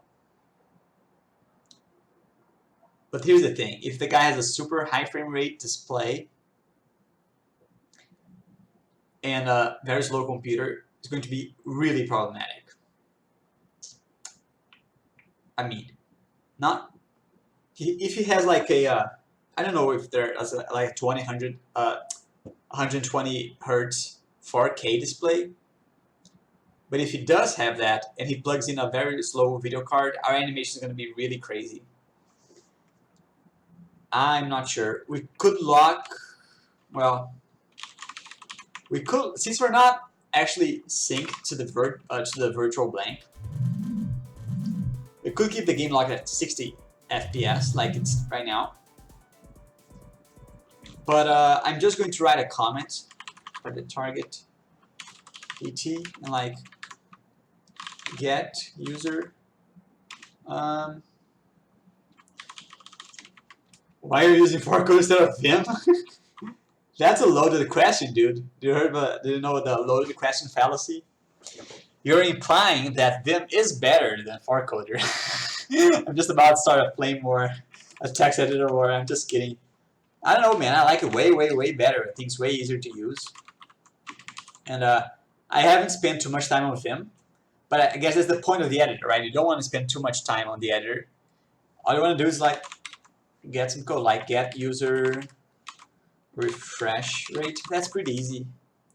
I think we can do that later on, but so I suppose now we can safely say, I mean, safely is a hard word, but we can say that test player scale at lower frame rates and stuff. But now that we are locked at 60 frames per second and we sleep properly, we can, Forcoder is very easy to customize too. Exactly. Forcoder has it's pretty much open to do whatever you want it to do. So I'm not doing much customizations, or like customizations at all really. But yeah, if you are into getting exactly how you want, Forcoder can be turned to whatever you want, literally. Yeah. Okay. So finally we got to a better point. I think I'm gonna have to change the values a little bit now that we are locked at 60 frames per second, and we didn't get full frame rate independence in terms of animations. So in the spring, I'm going to play around with the values just so we have what we want. So now I don't think I'm gonna clamp this guy. Oh, yeah, let me clamp this guy. And let me try removing this guy a little bit. So we have. Let's see. Have like this. Don't know Vim, but I am from Emacs, and Ellipse is a nightmare. Yeah. Yeah, I mean, editors, man, they're supposed to just make your life really easier. They shouldn't be like hard to learn how to use it for the first time, things like that. DT0.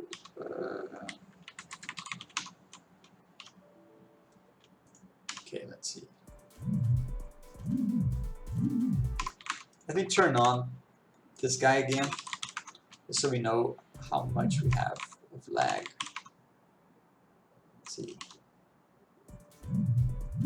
Okay, the lag's pretty good, so I think we can go back to 30. We can go back to 30. Okay, let's see.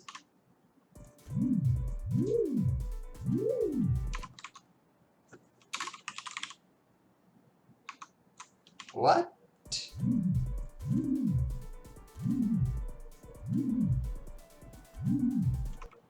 If I increase this guy, I should really make it more.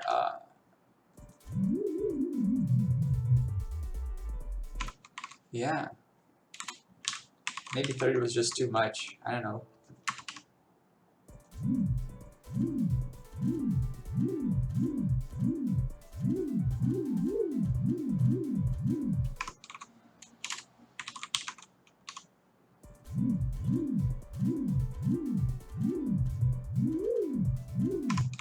Gonna make that a little bit snappier. Maybe I'm just going to go back to those numbers. Let's see.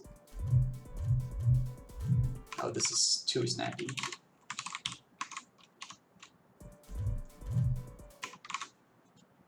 Let's go like to 500. Let's see. Okay. A little bit better. Let's try 30 now.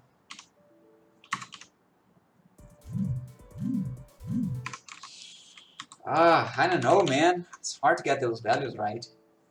They were right when we were running at 2 milliseconds per frame. Like, let's try removing this value just so we have just one to play around with. Let's see. Coding for a coder compiling Visual Studio. Yeah.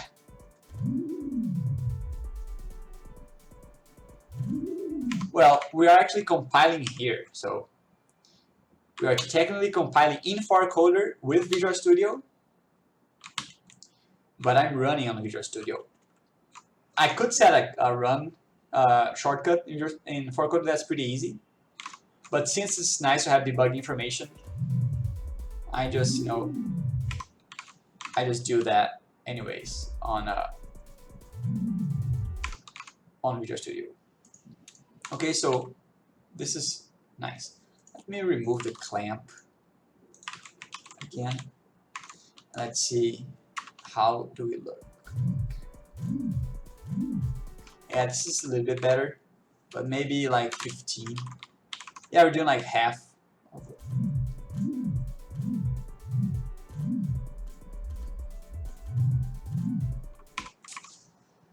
I don't know. I don't like these numbers. Okay. I like this one better.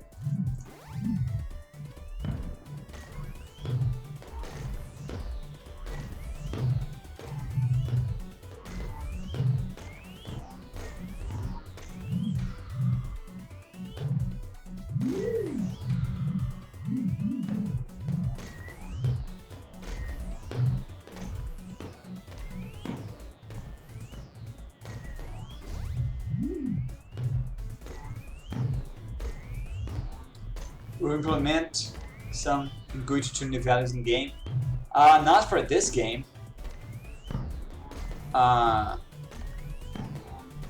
mean, that was kind of a nice idea, but honestly, when I do like a full game, because this is not supposed to be a game engine, just to be like, just this quick game.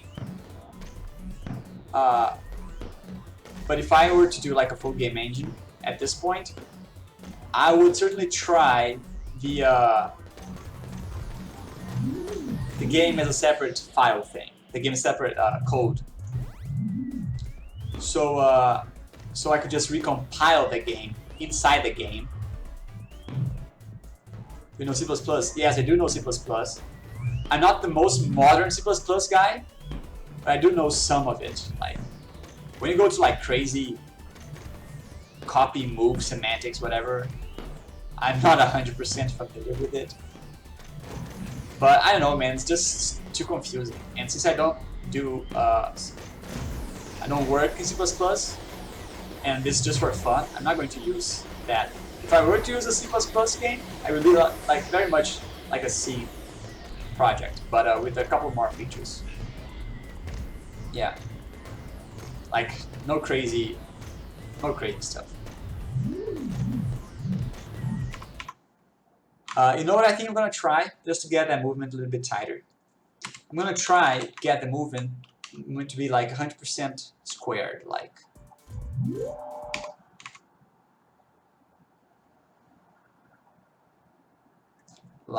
if I move this guy to 1 and this guy to 0.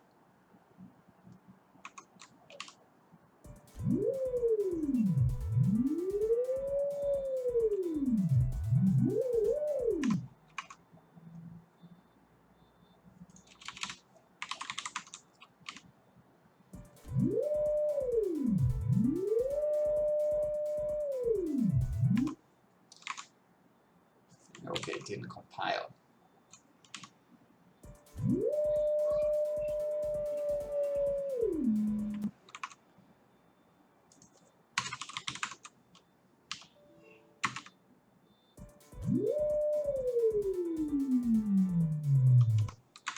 Let me try cranking these numbers really high, just to get like really tight controls. Yeah. Oh no, not like this. Not like this. Let's see. Yeah, I'm pretty sure these guys are the problem. Oh man. See, because we are going way too much to that direction. Way too much. This is how much we want to move. Yeah. Yeah. Not cool, this thing.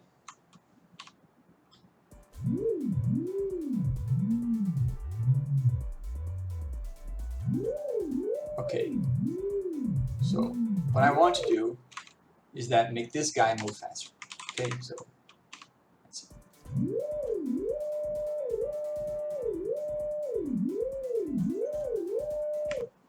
But also this guy should be bigger as well. Let's see. The problem is Visual Studio takes a long time to run and to stop running the program. Okay. This is a little bit better.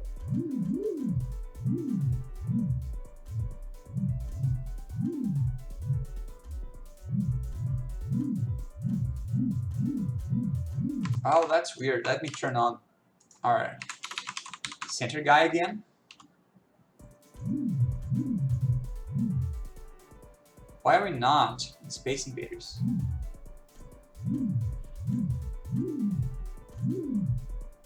Why are we not in Breakout? Maybe I'm using the wrong position. I should be using the target P. Yeah, probably. Let's see. Hot. Level.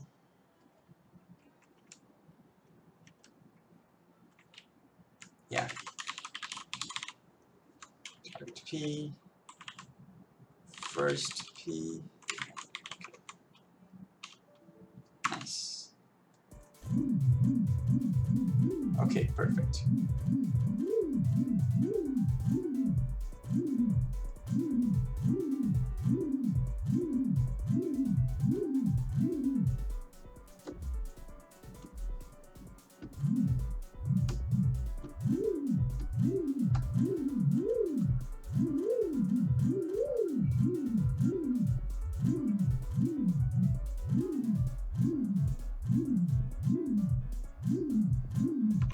But now this guy is supposed to be a little bit, let's go back to the spring. I don't know, fine-tuning controls like this can take a long time. But this is like a nice lesson. We should have locked the frame rate way earlier. Okay, I think I like this guy. Finally.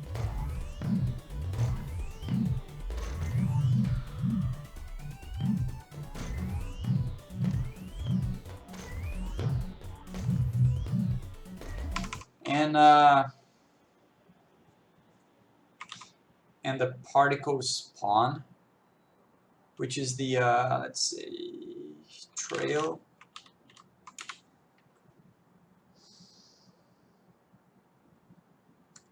The amount of particles we spawn.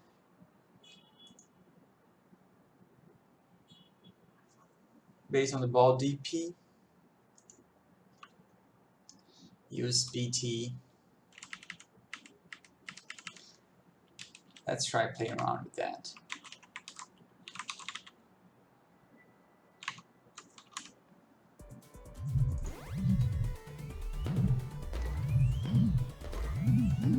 Actually, it's like we get fewer particles. Maybe I should just set the DT and get a constant amount of particles. Well, it's supposed to be the opposite, right? So it's going to be like 1 divided by this BT. Yeah.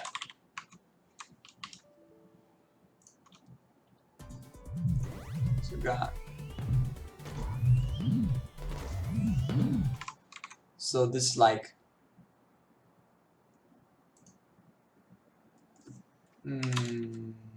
Let's see.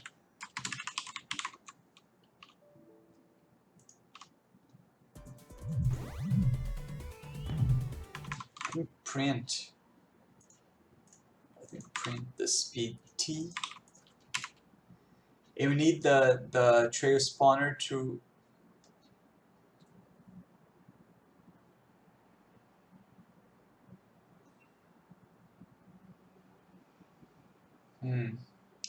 the trail spawner, we increment that.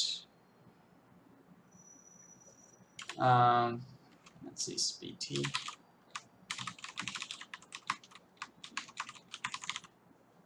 Let's see. Oh, that's 0. So maybe we should do like 100 divided by that.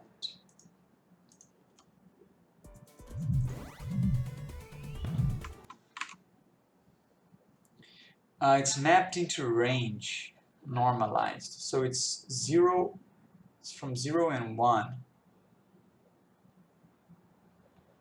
It's from 0 and 1.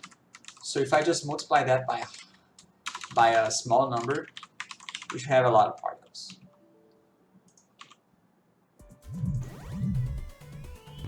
Okay, but the problem is, the faster it is, the fewer particles we have.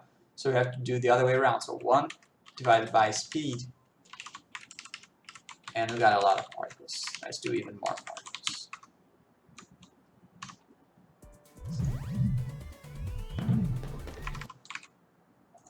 Let's do a lot of particles.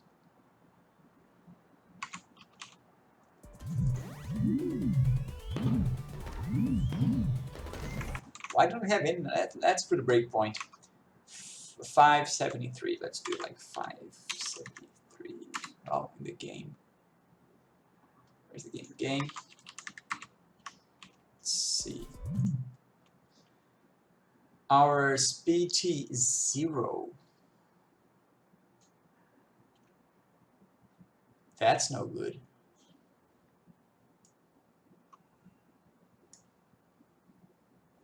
I'm gonna make it the debug build again. Maybe that's why we didn't use the this guy. The ball DP, the length should be, I don't know, 50. I don't know why this guy is 0.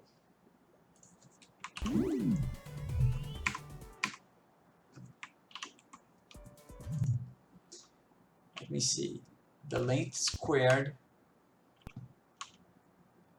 It's like this huge number. Oh, it's okay, so it can be 0. So 0 is the normal speed. So I'm gonna do like, I don't know, 1 plus normal speed up to 1. I'm just gonna have twice as many particles. Let's see. So this is 0, now should be 1. 1 divided by 1 times this very small number. Well, let's do something more reasonable. 1 plus 0. If we are bigger, we should be like 2 or something like that. In this case, it would be 1 divided by 2 times this small number. So we should have even, yeah, this looks about right. Let's see.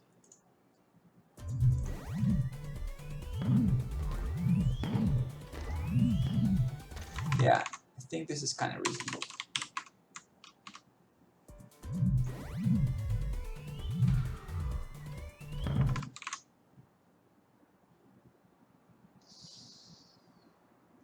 If it's less than 0, I mean, this is a very small number. The trail spawner should be like, let's see, it's like negative 1 or so. Turned out to be 0.1. Speed is 0. What? This thing is 1. 1 times this very small number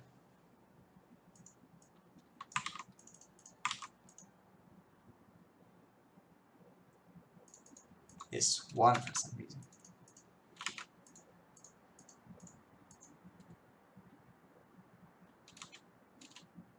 Oh my god, I don't think I have ever done this typo before, but that was a stupid typo.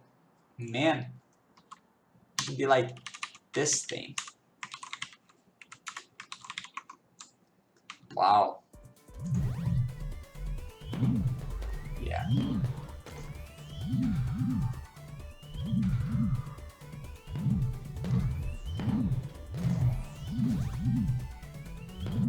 Yeah, okay. Let's see. Wow, that was really stupid. So we should have like very few particles. Yeah, I should have more particles than we do.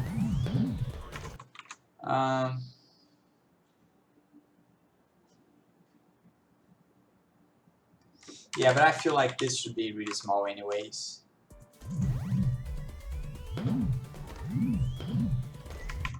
Like,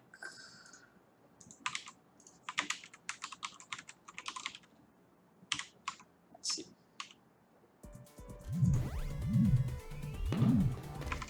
Just for displaying purposes, set to this number. 0.1, then go to 0.6, go to 0.8, 0.9. Okay, this is about right. Maybe we should do like 0 times 4.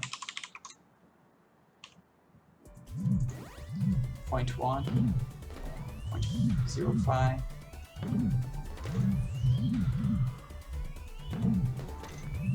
Yeah, now we do have a limit. I don't think I like that.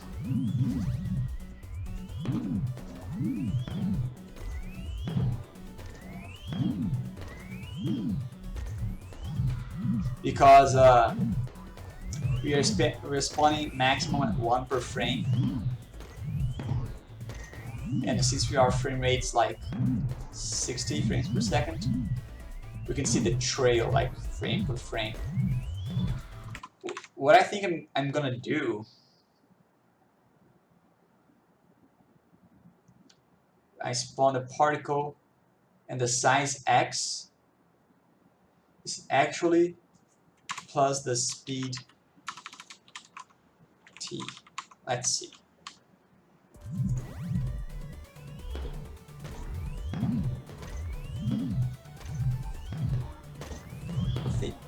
Yeah. See what happened? Now the particle becomes like taller or wider, I suppose. Depends on point of view, right? So it fills the whole gap. Oh, that was a, yeah. Okay, that was like the best solution from today, because today's been a crazy day. Crazy in the sense that not much stuff has been actually happening as we expected. But I think by the end of the day, we're gonna turn out okay. So we managed to have locked frame rate. Yeah, this was, I like this. This is pretty good. Okay, so let's remove the print, and I think we are good to go. Now, let me also remove this guy. Let's now improve the levels. First of all, the Pong level. The breakout's a nice distance. I think the other one, the wall level, I should really make the Y offset a little bit. Let's make like 0.8 to make it a little bit easier to get the ball back. Well, it should be the other way. Let's try 0. To get the ball like up. Yeah, this looks a little bit better. It's going to increase the speed of the game, make it more interesting. Okay, I like that. This one's already pretty cool, I think. And the Pong, same thing with the Pong game. Let's see, Y offset. Let's see which one's the Y offset. I'm gonna guess it's this guy. We're doing -32. Let's try -12. That's getting way down. Yeah, this should be like the extreme, but we should get him like a lot down. Maybe like 28. I don't know. Let's see.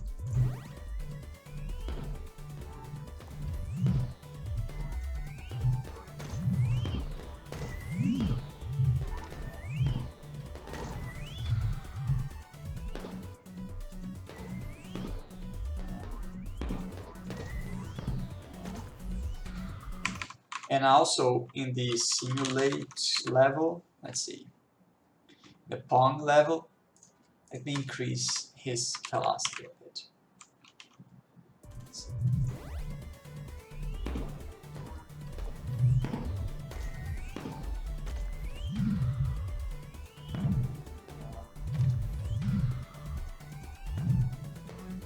Now this is frightening.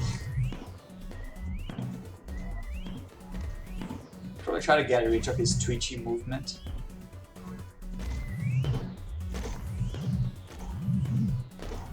Dude, now this is awesome.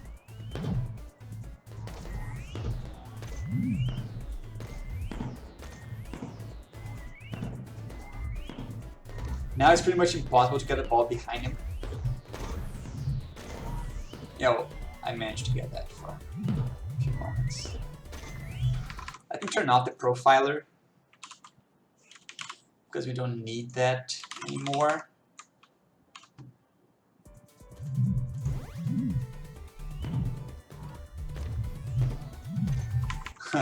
I kind of liked that. May have been a bit too much, but I kind of liked that.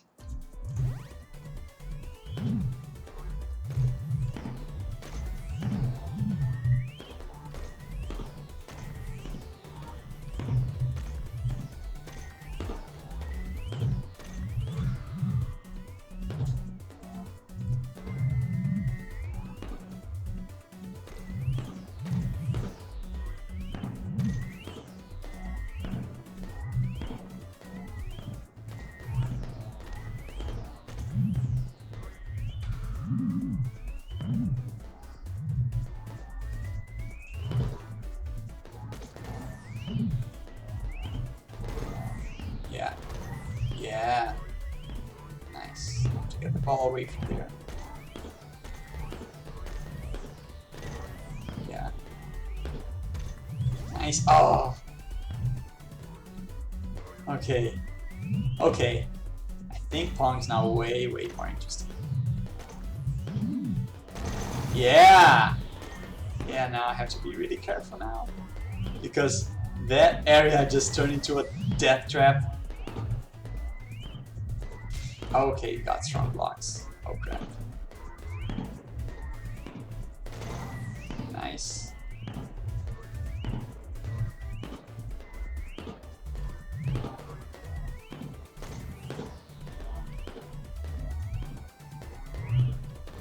It's kind of funny in terms of progression, because it kind of feels like he's getting away from me after I destroy a lot of blocks, because actually he's trying to get the center on the ball, but the center is empty. So that was enough to make Pong way more interesting. And you know what? I don't think I need anything else. I was thinking about,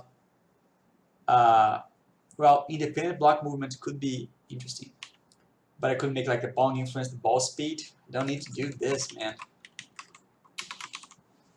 The idea for the Pong independent block movement, well, it's supposed to be really subtle. It's like each block has a tiny bit of delay. I wanna get rid of this twitchy movement. So I'm gonna say if the ball P is greater than the enemy P, accelerate one guy. I should really do like I'm only going to accelerate if the distance is greater than something. So DDP looks awesome. Thanks, man. You know, if you want to watch the whole process of creating the game from the very first line of code from scratch, you can go to the YouTube channel, which is youtube.com/danzaydan. And then you can download and you can watch from the very first episode and see how we got there from nothing. And I just posted, let me see, on my Twitter. Let's see, twitter.com.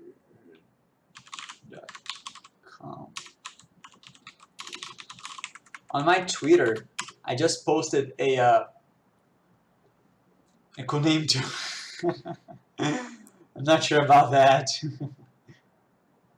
Yeah, this is the progress of the game, so you can see how it was like from the very first episode all the way through last episode. So the improvements we got, and then we added like bitmap and then particle systems. Yeah, and then audio.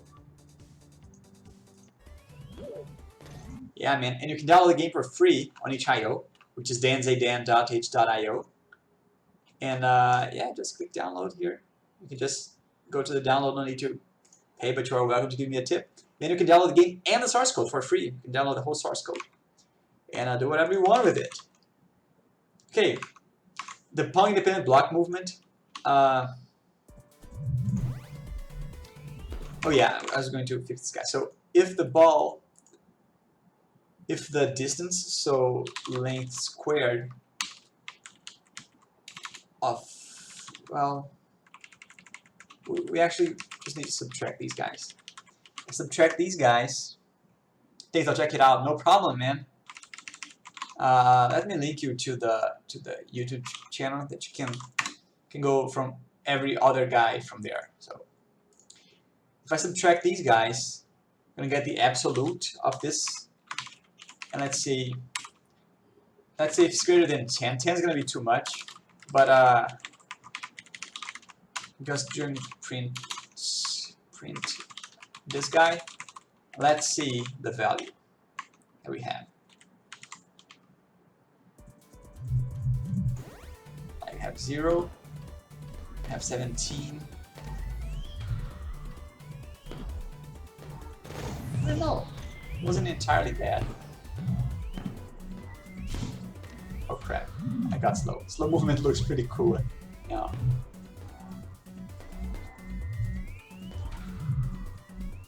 Yeah, I think I'm just going to make like less than 6.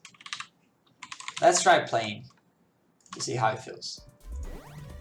And let me also remove the print because it's really distracting having all those numbers on the screen. Let's see.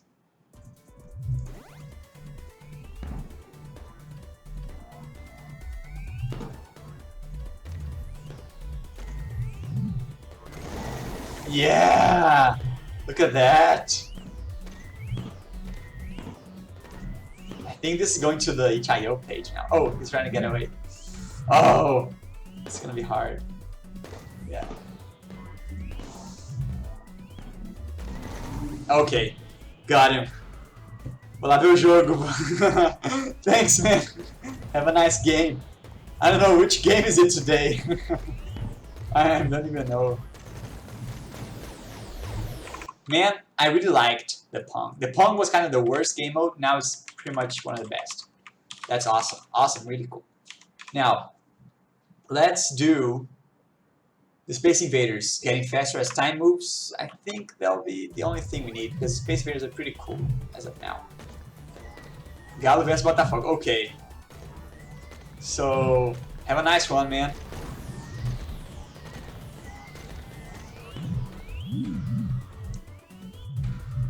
I'll probably know if people on the building start screaming if it's a goal or not, so... Yeah. Really, really cool, man. I also want to add the field stuff maybe today, like this thing, I think. Then I'm gonna leave collision for next time, for tomorrow probably, because this is gonna be hard, and we already spent a long time today trying to get the consistency. Oops, pressed the wrong button there. Trying to get the consistency.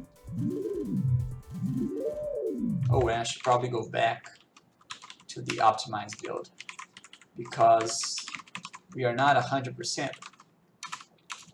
when we are not optimized. Minus 02.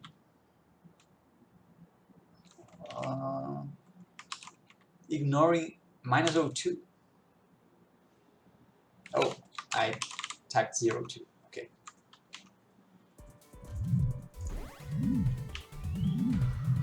Awesome. Really, really cool. So let's go to the Space Invaders. It's Invaders, yeah. And they move by the movement's target. Yeah. And the movement target. Oh, we are already decreasing. Yeah, we already did that. Okay. Forgot about it. Let's see. Oh yeah, I remember when we did that. And it got super fast by the end, and then we fine-tuned it.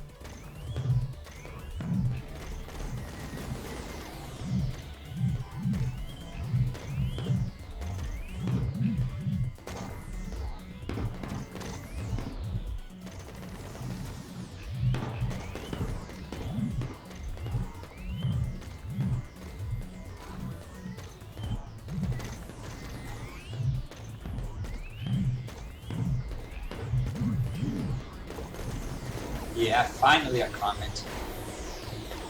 Love the visual effects. It's amazing what you can do. Simple stuff. That was one of the goals. One of the goals of this project was to get way better at game feel. If you go to my itch.io page, you can see the progression of my games from scratch. Because when I used to use engines, it was really easier to do this sort of stuff. Like, I mean, easier in terms of the perception. You could probably just add a particle system and attach that to the ball, and then it would already look okay at least, okay? But now, when you do that in C, you need a special eye for that. And that's really, really valuable, I think. Even if I go and do another project with an engine, having that eye, which I'm not going to lose, is going to really help me even in those scenarios. Now, so you can see on the itch.io page the progression, which was like the very first game I did there in C that I uploaded, felt really bad because I didn't have like cool movement and things like that. And the other one felt a little bit better. And this one, man, I went all in terms of visual effects. I mean, and animations too. I mean, this looks pretty cool, the spring thing. Whenever we hit the walls. Also, the audio is pretty cool, I think. It really adds to the experience. Yeah. Particles. Oh man, missed the ball. Okay. I'm gonna actually try to... Another thing that we could do is that we could increase the speed for every guy we hit on the Space Invaders. Not sure that's gonna be super hard though. think I'm gonna do that. I'm gonna do that. Maybe a bit too much, but what the heck. Let's see, we have the block, the destroyed block, blocks destroyed. Blocks destroyed. Block destroyed. Test for win condition. I'm going to say like level block level score changed. Yeah. So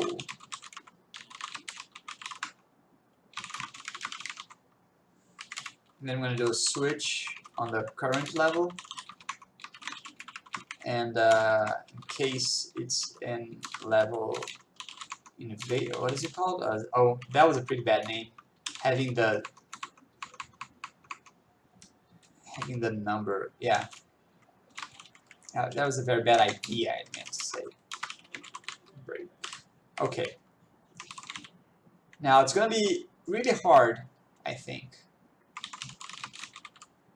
Level score changed. So maybe I'm just going to decrease that a bit, like, and also decrease this guy a bit. Let's see. I don't know. Let's see. Invaders. This will be level state. Got invaders. Movement target. Not movement target? Yeah. Okay. Let's see.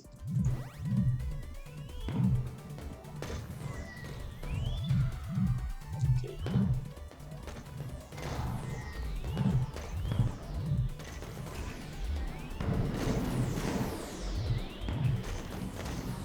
Yeah, I think this is gonna be impossible because we destroy a lot of blocks.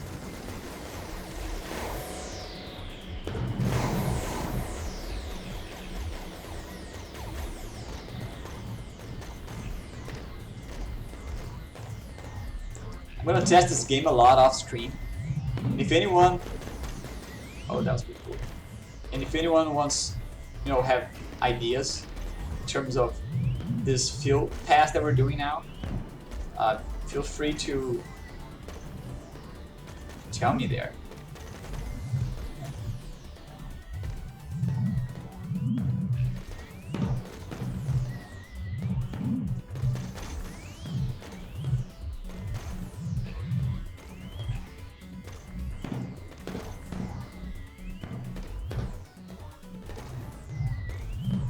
Well, it's not getting out of hand yet, which may be a sign that we should still make it a. Oh, but no, yeah, it is correct. I felt like the frame rate dropped a bit. You know what? Even if you don't have the profiler frame, let's see, where's that DT? Even if you don't have the profiler, I'm gonna draw the DT.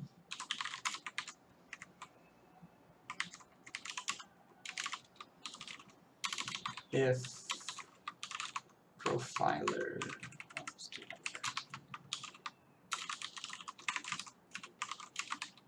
and if maybe a bonus that makes a ball a lot bigger and something.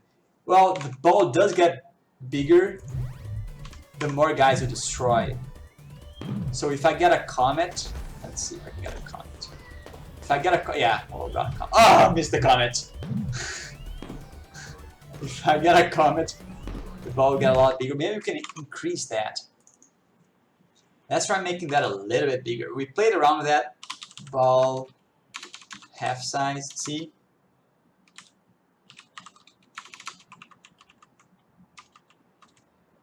Half size, let's see. Equals 75, let's see. We decrease the ball. Where's that? Render balls. Oh, it should be like here. So let's say half size. in the levels. No fall alert. Oh, there wasn't a fall alert? Oh man. Is there anything on my part that I should do? Or is that just like Twitch doing? Okay, increase ball speed. Yeah, let's do a little bit more ball speed. Twitch, yeah, okay.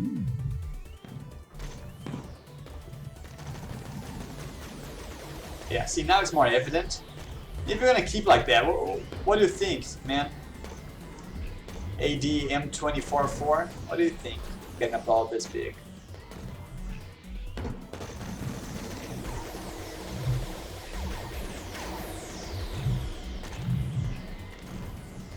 Yeah, I think I'm gonna keep it like this. That's cool. Yeah, I think that's better.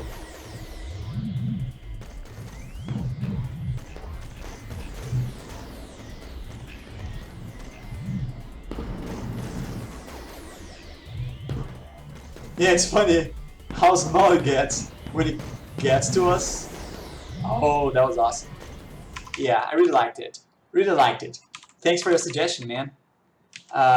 So now I'm gonna add some animations with the power up and power down. I think that can be cool. So we have like the power, let's call it power block, I suppose. Yeah, for every power block, if it's not inactive, we just make it move downwards. And let's see, that's animated. I think I want to do like a animation like this. So I'm gonna add to the levels. Let's see if we got a block, power block. Let's see. Let's add a NMT. Then we're going to do the power block NMT plus equals to DT. And if the power block NMT is greater than 1, should also do like NM direction.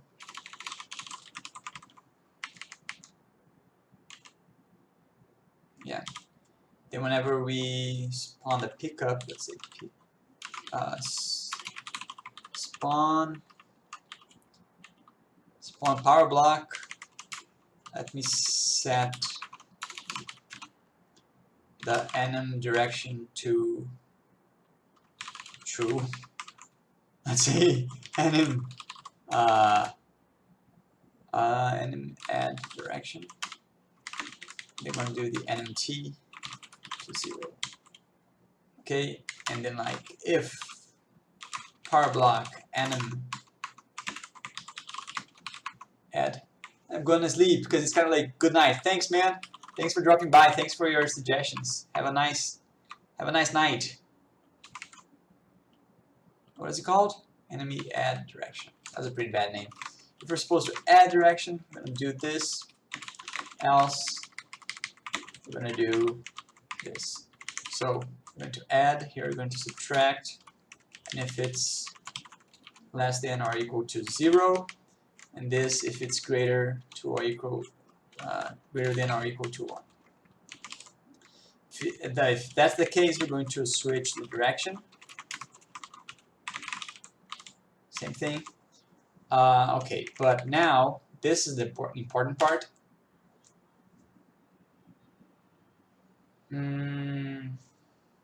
Let's just try. Do we have the half size?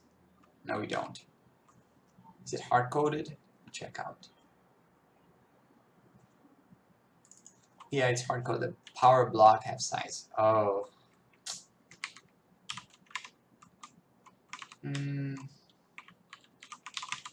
So let's, for some reason, the control comma shortcut with changes panel stopped working.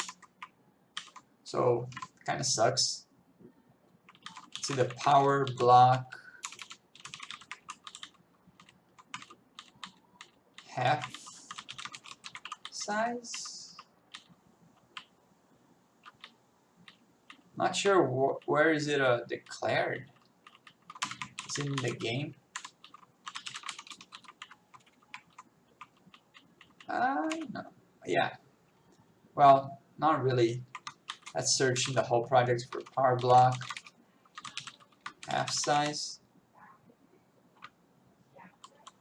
It's in the levels, but I couldn't find it for some reason.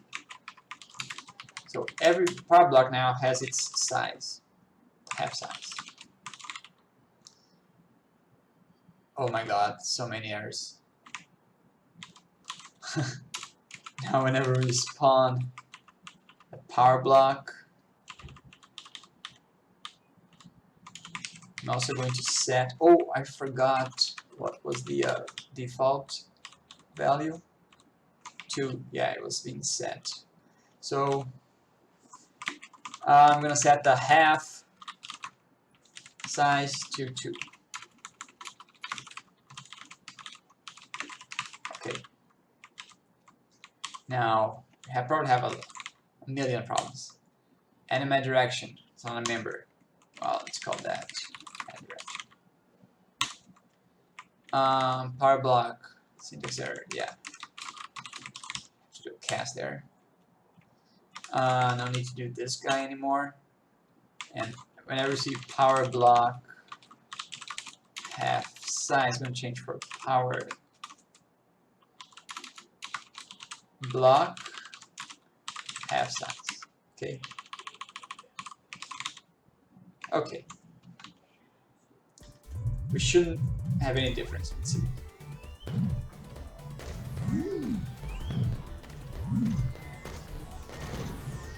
Well, I can't see a power block. Okay.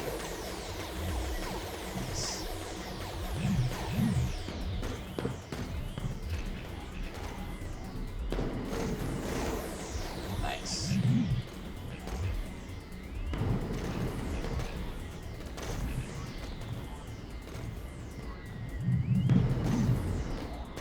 Dude, nice surround sound there. Not surround, but like stereo. What text editor you used before Coder, by the way? I started using Emacs when I was learning, but I used that for a very short amount of time.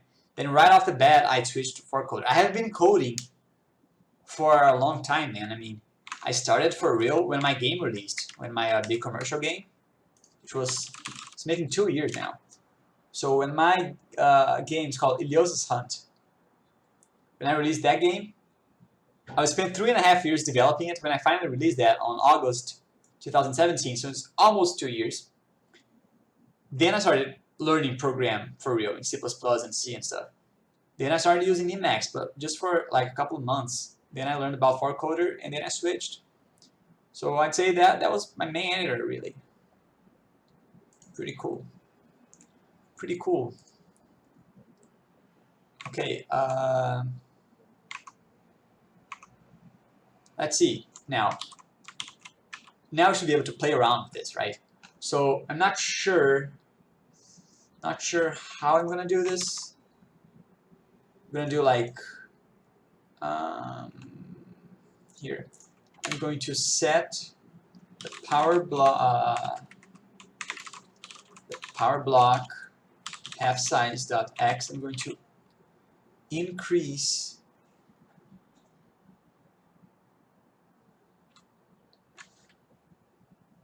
well, actually, I'm gonna increase 1 minus the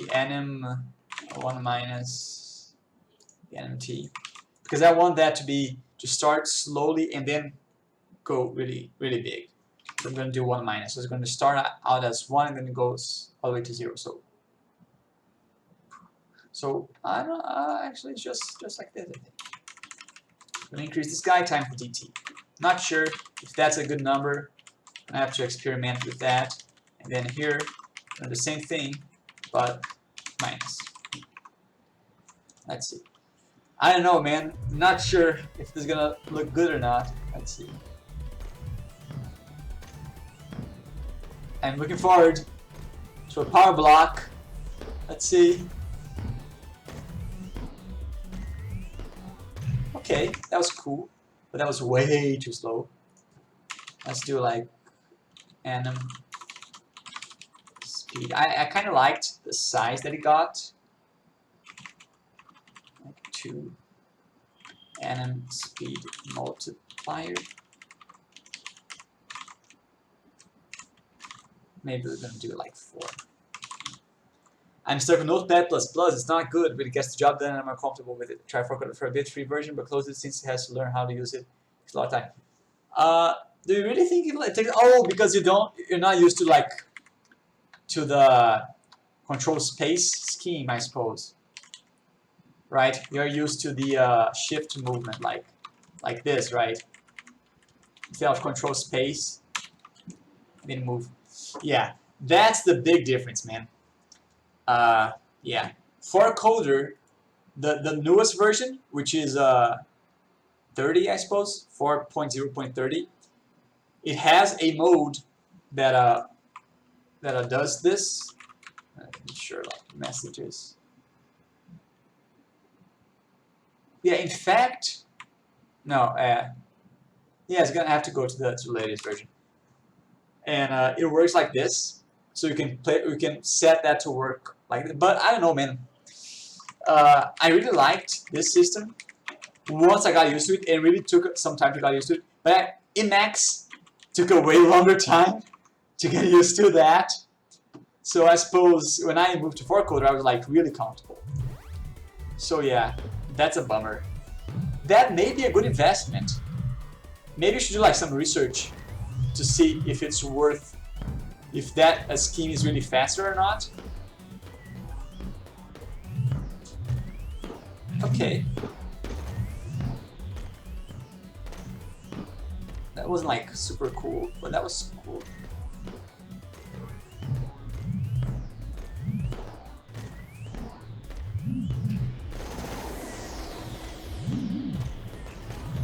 Okay, now this is gonna be cool, I think.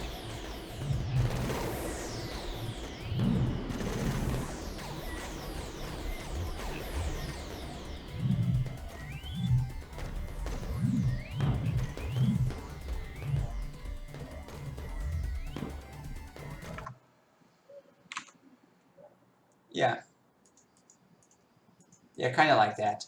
But I think I'm gonna make it like 0.3. And then maybe I'm gonna move that a little bit more.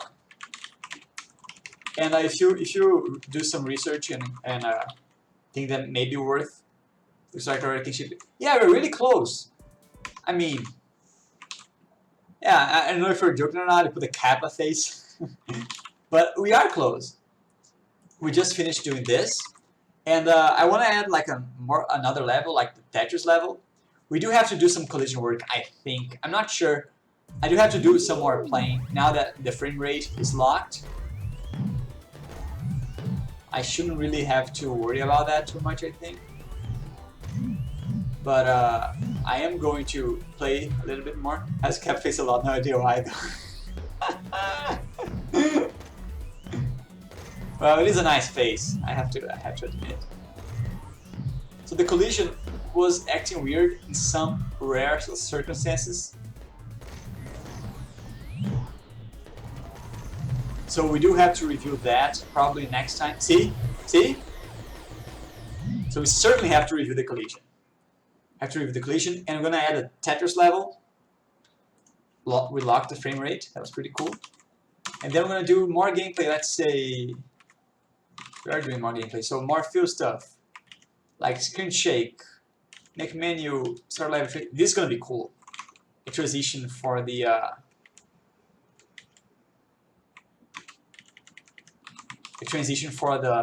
the menu to the game. That's gonna be a challenge because I haven't done anything like that with no engine. Usually in an engine you just, I don't know, spawn like a different widget, like in Unreal. Then you can animate inside the widget, things like that. But now I have to do it by hand. Hey clone! Man, I'm just about to finish the stream. So I arrived a little bit late. But we did do a lot of cool improvements. Now our frame rate is locked. So our movement is consistent. And the pong level is way cooler, I think. Yeah. Let's see. I do think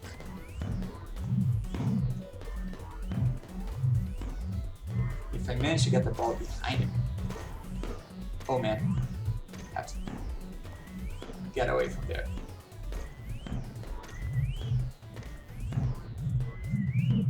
I really liked the movement now. Yeah, see?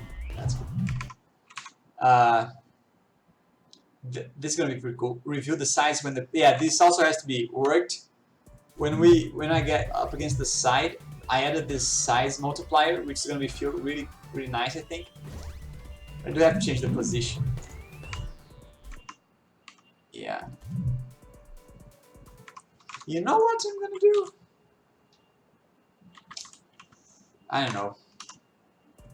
Looking great. Yeah, I think those were pretty cool additions. Oh, we also added a small animation. I think you got to see that. We increased the ball size. Oh man, I was about to see that. An animation to the power up when it's coming down. Now it gets bigger and smaller. Let's see.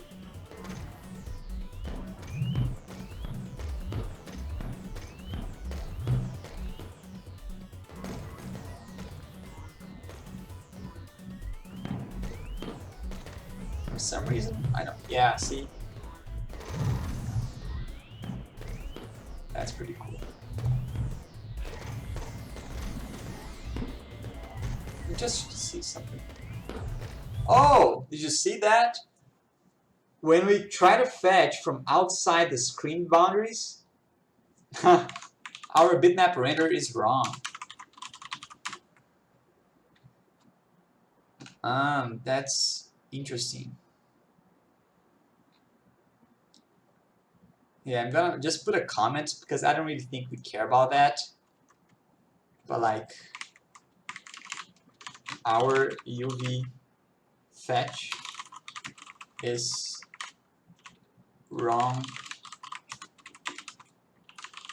when the bitmap goes partially outside the area, it gets stretched. Not considering. Yes, it is software rendered. Everything, man, everything was well. There is one exception, which is the PNG reader. We didn't write the PNG reader, but everything besides the PNG reader was written by ourselves, and you can check out here on the YouTube channel. It was on day one that we did. See, we did platform layer and software rendering programming. Of course, we did increment it later on, like we did. Let's see, we did rectangle. Yeah, we did rectangles on day 9 and bitmaps on day 10. 60 FPS. Dude, 60 FPS, 4K. 4K, man. That was last stream. Last stream was all about optimizing. It was running at 60 milliseconds per frame, which is like, let's see how much is that. It's pretty slow. Let's see. Oh my god, that's like 60. Is that right? 1,000 divided by 60? 16 frames per second. Yeah. What you got so far? So yeah, we got at 60 frames per second. That's 4K. So that past stream, the stream 16, was all about optimizing, man. And we got the biggest problem was the rotated rectangles and the bitmaps. And we optimized that, and we could also do a lot more. But I'm not gonna worry too much about it. Like I said, like you said, it's mostly ship time by now. So this is what we have, man. But you never know that you use Excel.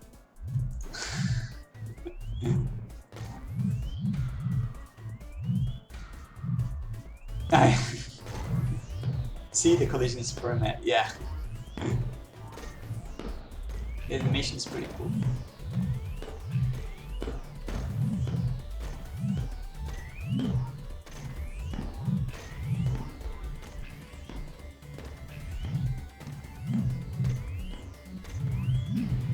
You know what I think I'm gonna do?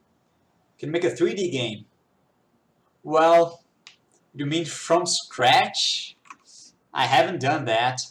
I've done 3D games using engines before, because I do know a little bit about modeling and animating and texturing and things like that. But It would be a lot of work to write 3D. I mean, depends on the 3D game, right? But I do intend to do that, but not yet. So I do have to be way more familiar with that. I'm going to add a small sound whenever we for the power blocks. I just may add. Oh, also I'm going to change the player movement sound to be a little more high pitched. So I'm going to increase this guy. Let's say to like 0.2. And the power block. Let's see, power block. I'm also going to add a playing sound. A playing sound to that. Let's say and call that sound. Okay. Can make a 3D single player RPG. By myself, you mean? I don't know, man. Let me show you the game that I have made. So this is the game I've made. It wasn't by myself though. I did have a few friends helping me out. It is 3D, but I didn't do that from scratch though. I used the Unreal Engine. And it's not an RPG, it's a top-down shooter and a platformer. I think it turned out pretty nicely, I think. So yeah, I have done that, but it takes a long time. I spent 3.5 years making this game. So if you want to make a 3D single-player RPG, you are in for some years of development, even if you do have a team. So that's why I'm doing, since it's just a hobby for now, I'm doing like simplified games. Okay, now, whenever we spawn the power blocks, let's see, power blocks.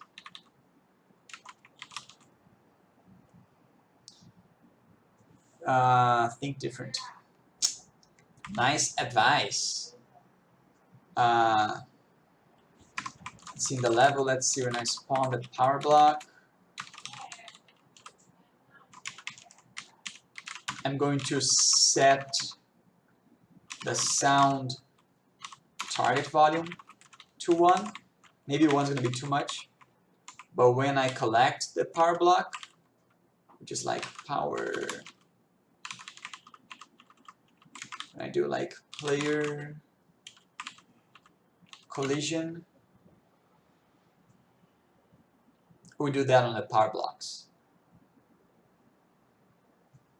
Let's see, yeah, if you collide it with player, I'm going to set the sound to 0, the target volume. Let's see, do we have if it reached the end of the screen, or we just ignore that? I think we just ignore that. Power inactive. Yeah, we do just ignore that. So, that's weird. So what I'm gonna do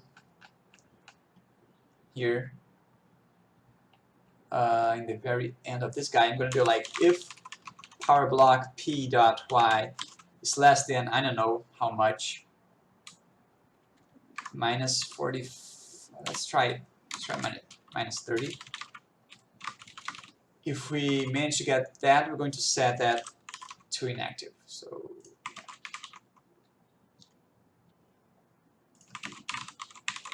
okay. Now I have to initialize the sounds. So let's initialize the sounds. Oh, I should also, yeah. Let's do this. Let's do this.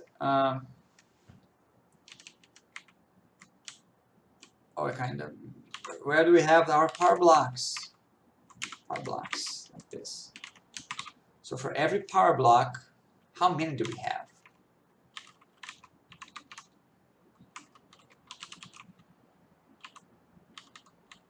16. Okay, that's enough.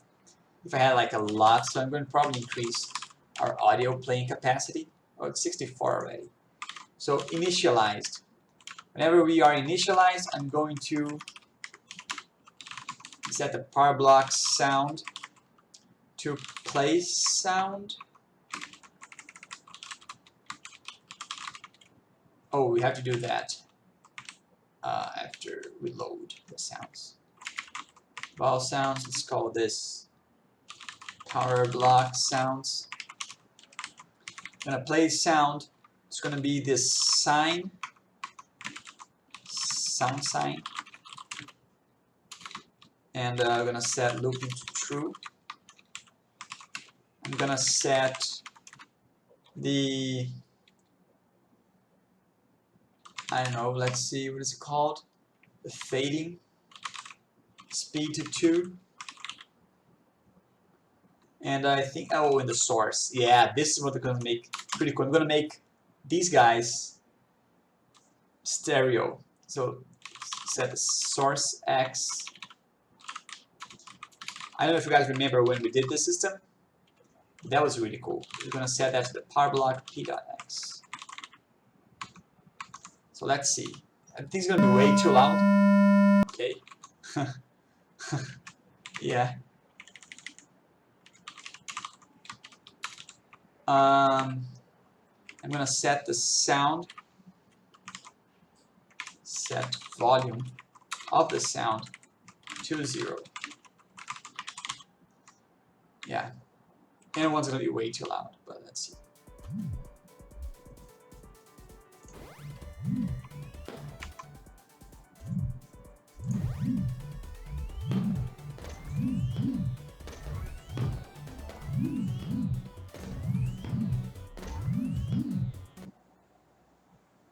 Okay. Apparently, we don't have a sound.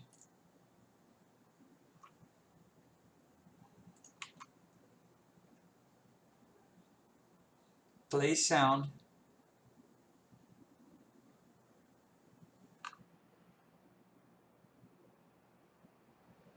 Let's debug that, because that should have been pretty easy to do. Let's do game 245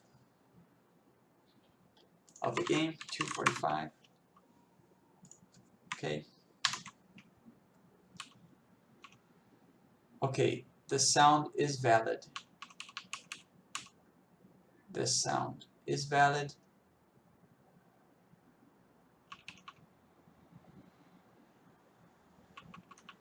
I know, it looks perfect. Let's look at the power blocks. Let's look at the power blocks here.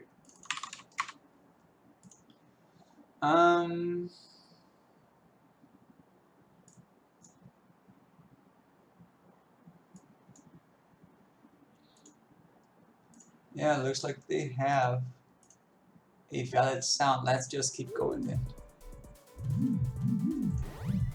Wow, that's good. Super good.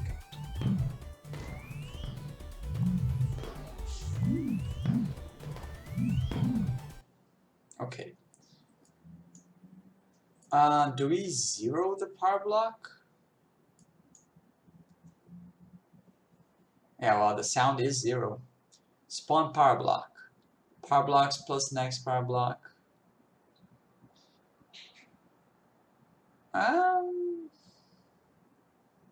Oh, I think we do. I think we do. In the levels. Power blocks. Let's see. Yeah, we do 0. Not going to 0 the power blocks. Well, but instead of not zeroing, I'm gonna call like reset power blocks. Okay. Yeah. Okay. Can you not play alone for some role play? I don't know what you mean, man. I don't know what you're talking about. Are you really sure you know what you're talking about? I have not friends. Well, maybe you should make some friends. Just go to game development meetings. A lot of people there wants to make friends, and go to a game jam. Those are always fun. reset power blocks. You can also make friends online in forums like people with shared interests. But usually don't approach them talking weird stuff. Yeah, that's usually not the best way. So what I am going to do is just going to set the power block state to inactive. What is that? I don't remember. Levels inactive. Power inactive. Kind.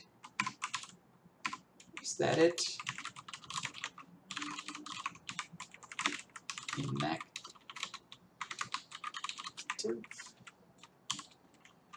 And I'm also going to set the volume like sound. I am introverted and I don't like talking. But this is just practice. I'm also super hyper introvert. And look at me streaming to like 9 people and talking in English, which is not my first language. Just get used to it. When I was releasing my game, I had to go to all sorts of events to present that. And I had to stand for like 12 hours a day and just talk to people. And I don't like talking to people, but I had to learn how to do it. And then you kind of see some interesting things. You learn some things about that. So this forced me to be more open to talking. So not that I enjoy it now, but I am less against it, I suppose. So it's just practice like programming. You just have to do that a lot. Text, I'm bad, as you can see my grammar and spell. Also just practice, man. Read some books in English. I read the whole Song of Ice and Fire series in English like 3 times. And I don't know, it improved a lot my English. And just making these live streams, I can really be more confident expressing my thoughts in English as well. But it is pretty hard though. It is hard. Let me see if I can now reset properly. I'm more of an engine guy.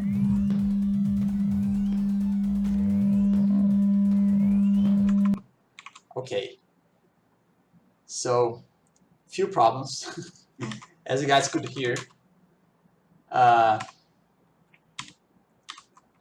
Set the volume to 1 was too much. Maybe we should like 0.1. And yeah, that sound. Sorry about that. I'm gonna decrease your guys' sound a little bit. And I should probably make like the volume based on your distance to it, but I'm just going to set it really down just so just hear that a little bit. Okay. Now what I am going to do, I have like a couple things like house just awoke. Hopefully not, it wasn't your house. Sorry about that if that was the case. I'm also going to increase the speed multiplier a little bit to make that, I don't know. And then I'm gonna see, let's see, the power block, let's see, inactive.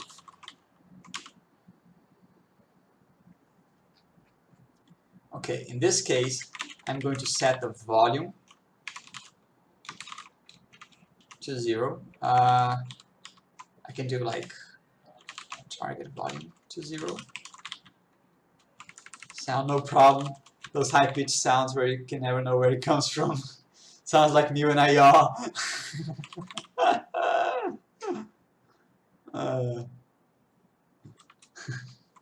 Okay. So, but 30 is, let me see where I changed the ball, because this 30 is not correct. Like update balls, let's see. Reach the end, it's minus 50. Yeah. I'm also going to go to the create block, and also going to make like every block spawn a power up.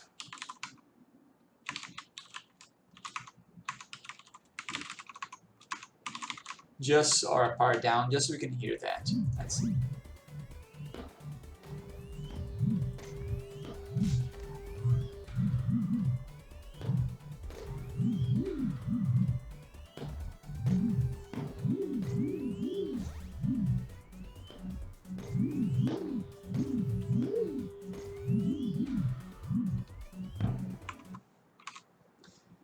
Okay, not sure I like that.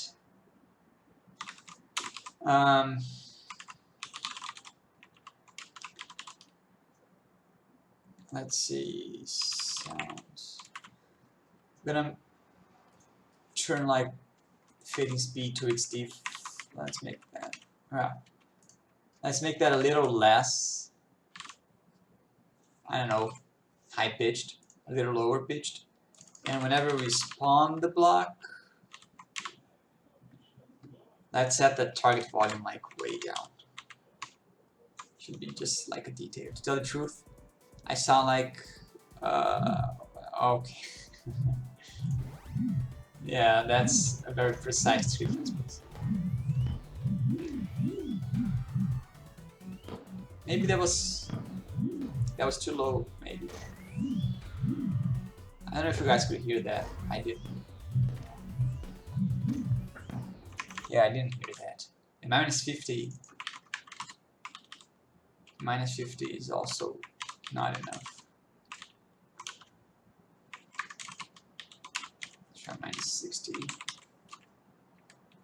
Let's do like 0.01.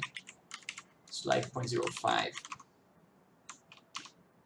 And I think that'll be enough, I suppose.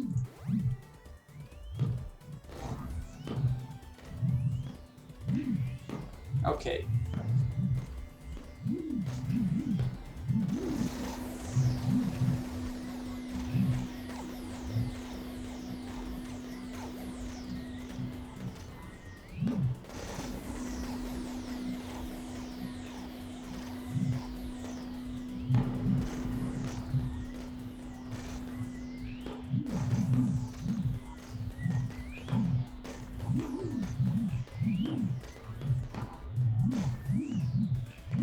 Okay, you know what? I didn't like that. I could hear it, but I have sensitive heat. Yeah. I did not like that. Because, well, you know what? Maybe I should do like for every active power block, this volume gets lower. I don't know. Like if we have a lot of power blocks, we shouldn't really play a bunch of sounds.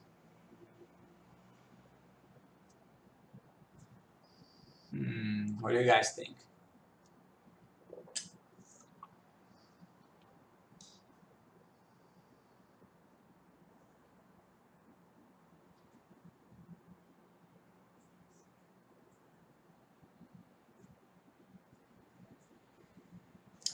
I don't know. I don't like that. Maybe I'm gonna just take it out. I'm just going to take it out. I think you're doing great. Yeah, but these power blocks sound, man. I think what I am supposed to do is have like, if more power blocks spawn with sound, the volume gets low. Oh, so maybe, yeah, maybe I can do that. Maybe I can do that. So, yeah, okay. So, your nice comment motivated me, but there are something we can improve. Cap faith. Yeah, but I don't know. I think it got to a nice point there. I think I'm gonna like update power, like power blocks. Let's see. Force field rendering. Where is it? Is it here? Okay. Update power blocks. Okay. Now this is really bad. I think I'm just going to make that a little more sensible to read.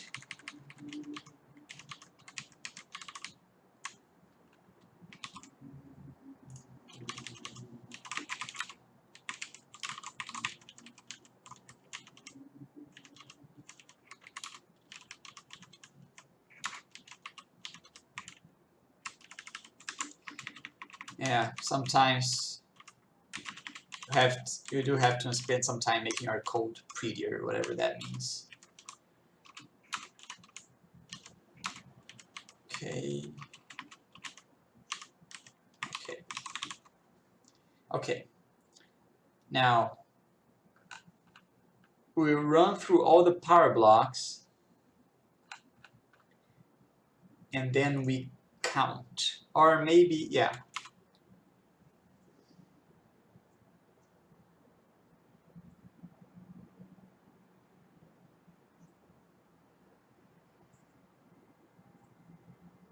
Yeah. What about having the pitch increase as goes up and decrease? Huh. Nice one, man. I am going to do that. Awesome call, really. So the pitch will be dependent on where it spawns. So I'm going to set like the power block sound speed multiplier. I could pretty much just set that to the P Y. But let's say this is like 0 and this is like minus 60. So I'm going to add 60 to that. So this should be 0 and this should be a lot.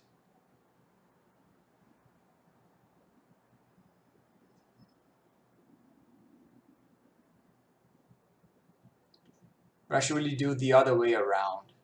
I do have to think about that, but I like your idea. Just finish what I was doing here. But, for the power blocks, let's see. Okay, so I'm going to have like a volume. I could do like a active power block count. And I'm just going to, you know, and this is not like the best code ever.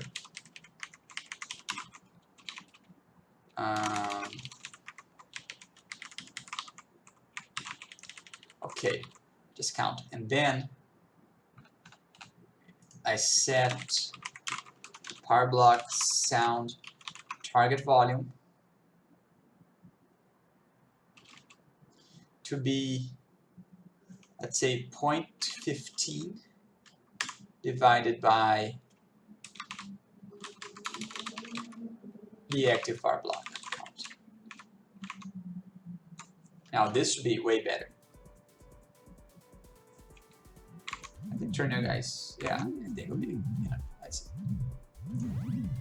I think I removed. Yeah, I did remove. I'm gonna go back. Oh, it's here in the game. To the well, no, it's in the levels really. The block, and I'm gonna make power block be the power something. Slow play.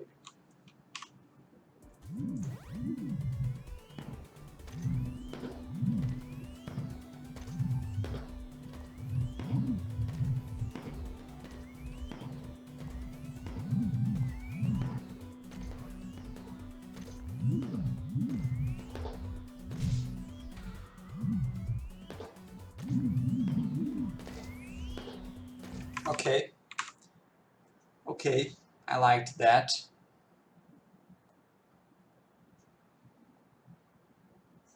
So now, let's do the pitch thing.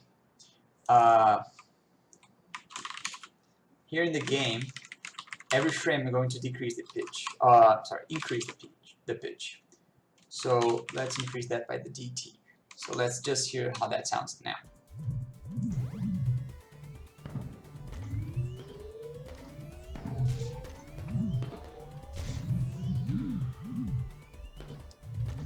Keyboard. I don't have a robot, but my keyboard is the DAS Keyboard 4.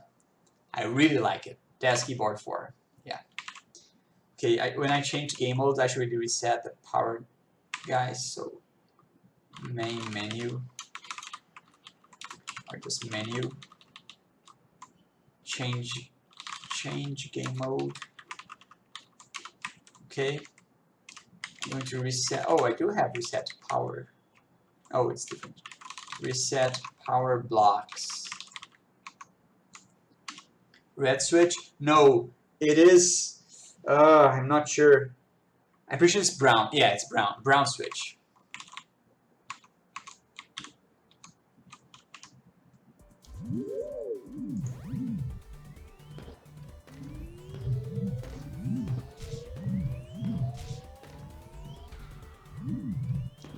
That is great. I really liked it. However, we do have to change the initial sound because I think you guys understood the problem, right? But if you have a block coming from down here all the way to down here, let's say it starts as a I don't know 0.15 that we were doing, right? And then it gets all the way to I don't know 0.05. But if this guy starts out here at 0.15, it's gonna get all the way to I don't know negative whatever. Oh, it's actually increasing. So this is going to go, I don't know, to 10.5. And this may actually go to 12.5 because it was for a longer period of time, it was increasing the pitch. I sense a lot of Handmade Heroes influence. That's the idea, man. The idea was to make a Handmade Hero that we could ship in a very short amount of time. So, like you said, we are almost done. I suspect maybe five live streams, I suppose. Well, maybe a little bit more. I was counting on 25 live streams, but we may do a little bit less. I don't know. It's nice to spend some time, like maybe because not as interesting, but we do have to make that those things a little bit stronger, like more robust. Now let's think about an equation for that. We have the arena height, right? So we have the arena half size y. So if we start at the half size y, let's draw that. Because, you know, let's say this is like 50. And this is like minus 50. We want this to be x, right? We want this to be x plus the time that it takes. So maybe we can do a lerp. Yeah. First of all, I'm going to map my position into this range and normalize. Okay. Map into range, normalize, which is going to be the minus the arena half size y and the arena half size y. And I'm going to do that with the p dot y. So this is going to return 0 if we are here and 1 if we are here. But we want the other way around. We want like 1 and 0. So this is going to be like 1 minus.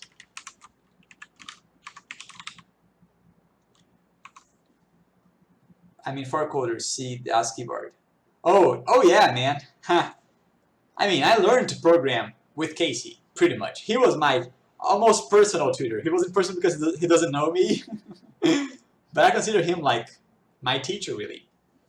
Yeah, I mean, I didn't know how to program before, but that was for real. So I actually bought the DAS keyboard because he says he really liked it.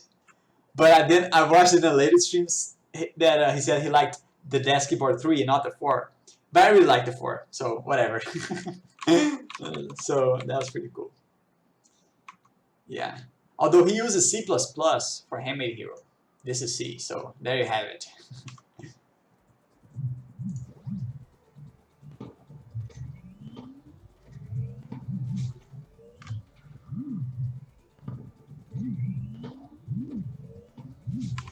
Okay, I think this is a little bit better, but we may have to change this to something like way smaller. Traffic or key is better than DAS. Okay, I am going to keep that in mind. It was pretty funny because they don't sell DAS keyboards in Brazil. So when a friend of mine went to the US, I asked her to bring this keyboard for me, and she did. And that's awesome. I do have a Razer Stealth at work, and it's pretty good. But the desk keyboard's way better. It's also more expensive, so I guess it makes sense. So let me try playing around with the Space Invaders, and let's see how does that sound.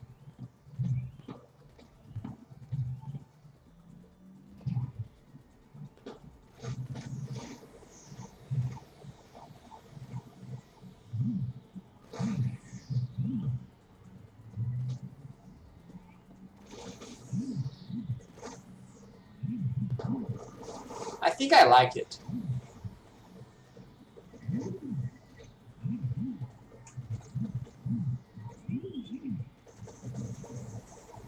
I thought Brazilian used ANSI keyboard layout.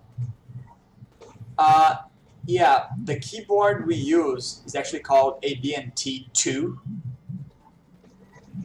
which I don't know if any other country uses it. But it really sucks for programming because of like the semicolon position and the... Oh, that was awesome. That sounds... Yeah, see?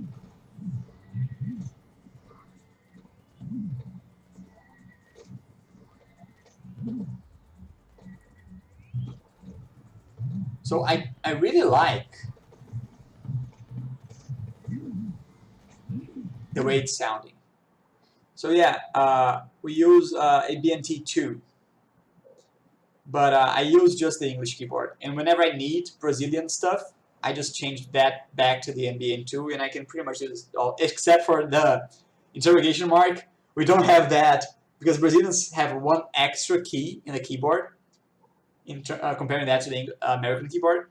So I can't type interrogation if I use the Brazilian keyboard with the American physical one. So yeah, I think that'll be it, man. I implemented most of the stuff you guys suggested, and there were great suggestions, to be honest. I really like... I do have to hear with headset on, to be honest. Let me turn your guys' volume a little bit up so you guys can tell me what you think.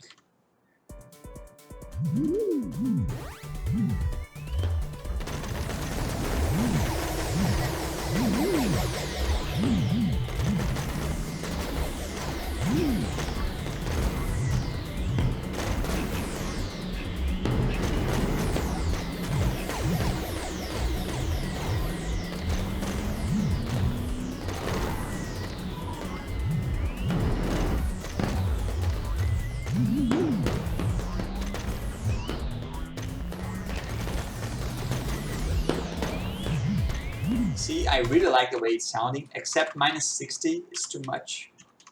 I'll try minus 55. Let's try playing the pawn button. Dude. Oh, that was crazy.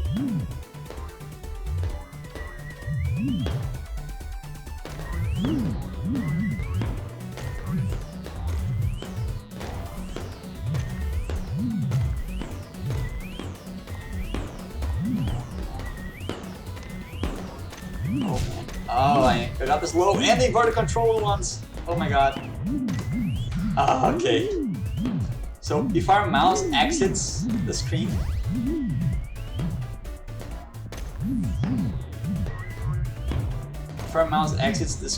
it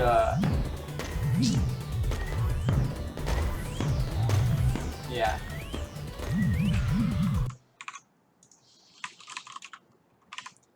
We don't have a mouse enter, do we? A window. Let me just quickly search that. I wanted this to be a shorter live stream, but come on. It's 3.5 hours already. Mouse leave. Let's see, code for WM mouse enter. If this website can load any day of the week. The message was, doesn't exist. What can we use instead? What do you want to achieve?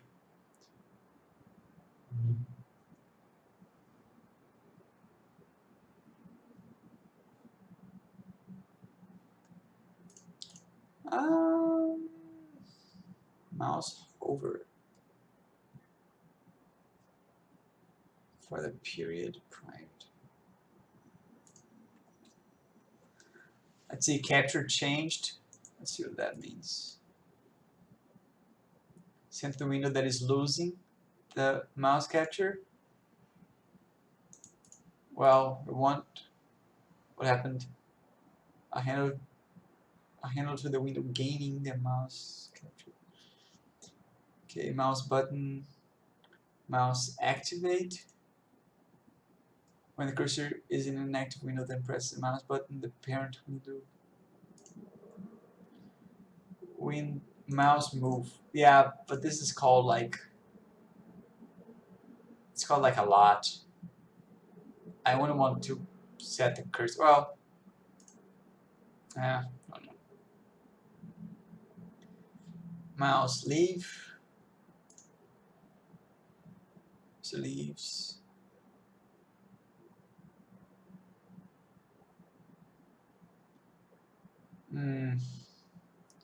Why don't they have a mouse center? That's really weird. Button, hit test, mouse wheel, mouse move. Yeah. I'm not sure what we should do, but I mean, maybe we don't care about it that much because the game's supposed to be full screen anyways. But I don't know, I'm not too happy about that. See, this is the kind of stuff, man, that we have to do to ship the game. But it's not meant to be the most robust game ever. But I think that'll be enough for today. Okay, so let me tell you guys a little bit, because some of you guys didn't see the news. I have started on my YouTube channel, which is youtube.com/danzaydan, a tutorial series where I'm going to teach you how to program a game in C++. And this is meant for beginners. So if you don't know a lot about programming, just the basics, this is perfect for you. You're going to go in depth and we're going to create a graphical game. It's going to be Pong, I'm pretty sure. And then I'll release the first tutorial where I'm going to give the introduction about how our game is structured and how our game's programmed and things like that. And I edited it. It was a lot of hard work, but I think it looked pretty nice, I think. There's like small animations. Are you doing GL or SDL? No, this is also going to be software rendering, just like the game we're doing now. The thing is, when you're teaching someone, a beginner programmer, how to program, you don't want to make that person use a lot of libraries, because they think programming is using libraries. So that's the problem I had when I learned programming. That's the problem most people have, because they think, okay, so in order to program, I have to use all these libraries, and you don't need to use them. You probably want to use them in more complex programs, but I don't think in a learning program, it's going to be really quick. It's going to be like 8 videos or something. 8 videos with 7 minutes each. So yeah, you definitely don't want to have that person, thinking about libraries all the time. Because when you do think about libraries, you're not going to study programming. You're going to study how to program that library. And you're going to be thinking about all the random things that it wants you to do. So yeah, but maybe later on when I get to do 3D games, hopefully, maybe tutorials as well, then we're probably going to use GL directly, OpenGL directly, probably. Yeah, but for now, software rendering, which is a lot more fun and a lot more, I don't know, instructive. That's the word, instructive, to learn. Okay, now if you want to follow along the series, you can subscribe to my YouTube channel where I post every episode. Starting for the very first one, where we started with a blank file and no game, and we slowly started making the game better. I'm just going to show this video while I talk, which is like the progress. So we started out with this game, and then slowly we started making the gameplay. And today we had some awesome improvements, and it is looking pretty nicely, I think. There are a few things we want to change. Especially the collision thing. The collision thing is going to be a little bit more. I think that's the last big piece of problems that we have to solve, I think. But yeah, today and now the game looks like this.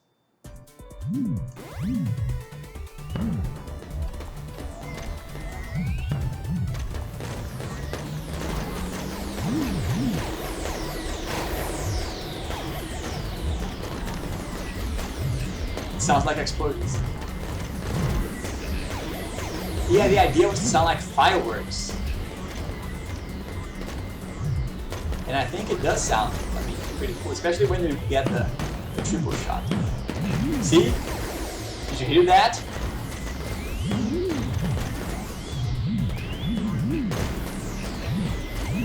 Awesome, man.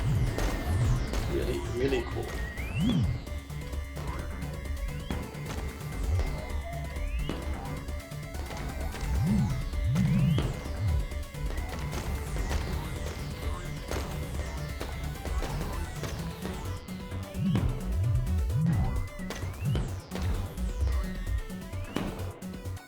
Really cool. So, and you can download the game for free on itch.io, which is dance.itch.io. And you can download source code and play around, make your own games, increment this game, make more levels, things like that. Yes, I do think it's getting really cool, I think. It's slowly getting there. Okay, so thank you all for watching, and I hope you enjoyed. Probably learned a thing or two. And hopefully I'll see you guys next time. I'll see you then. Thanks.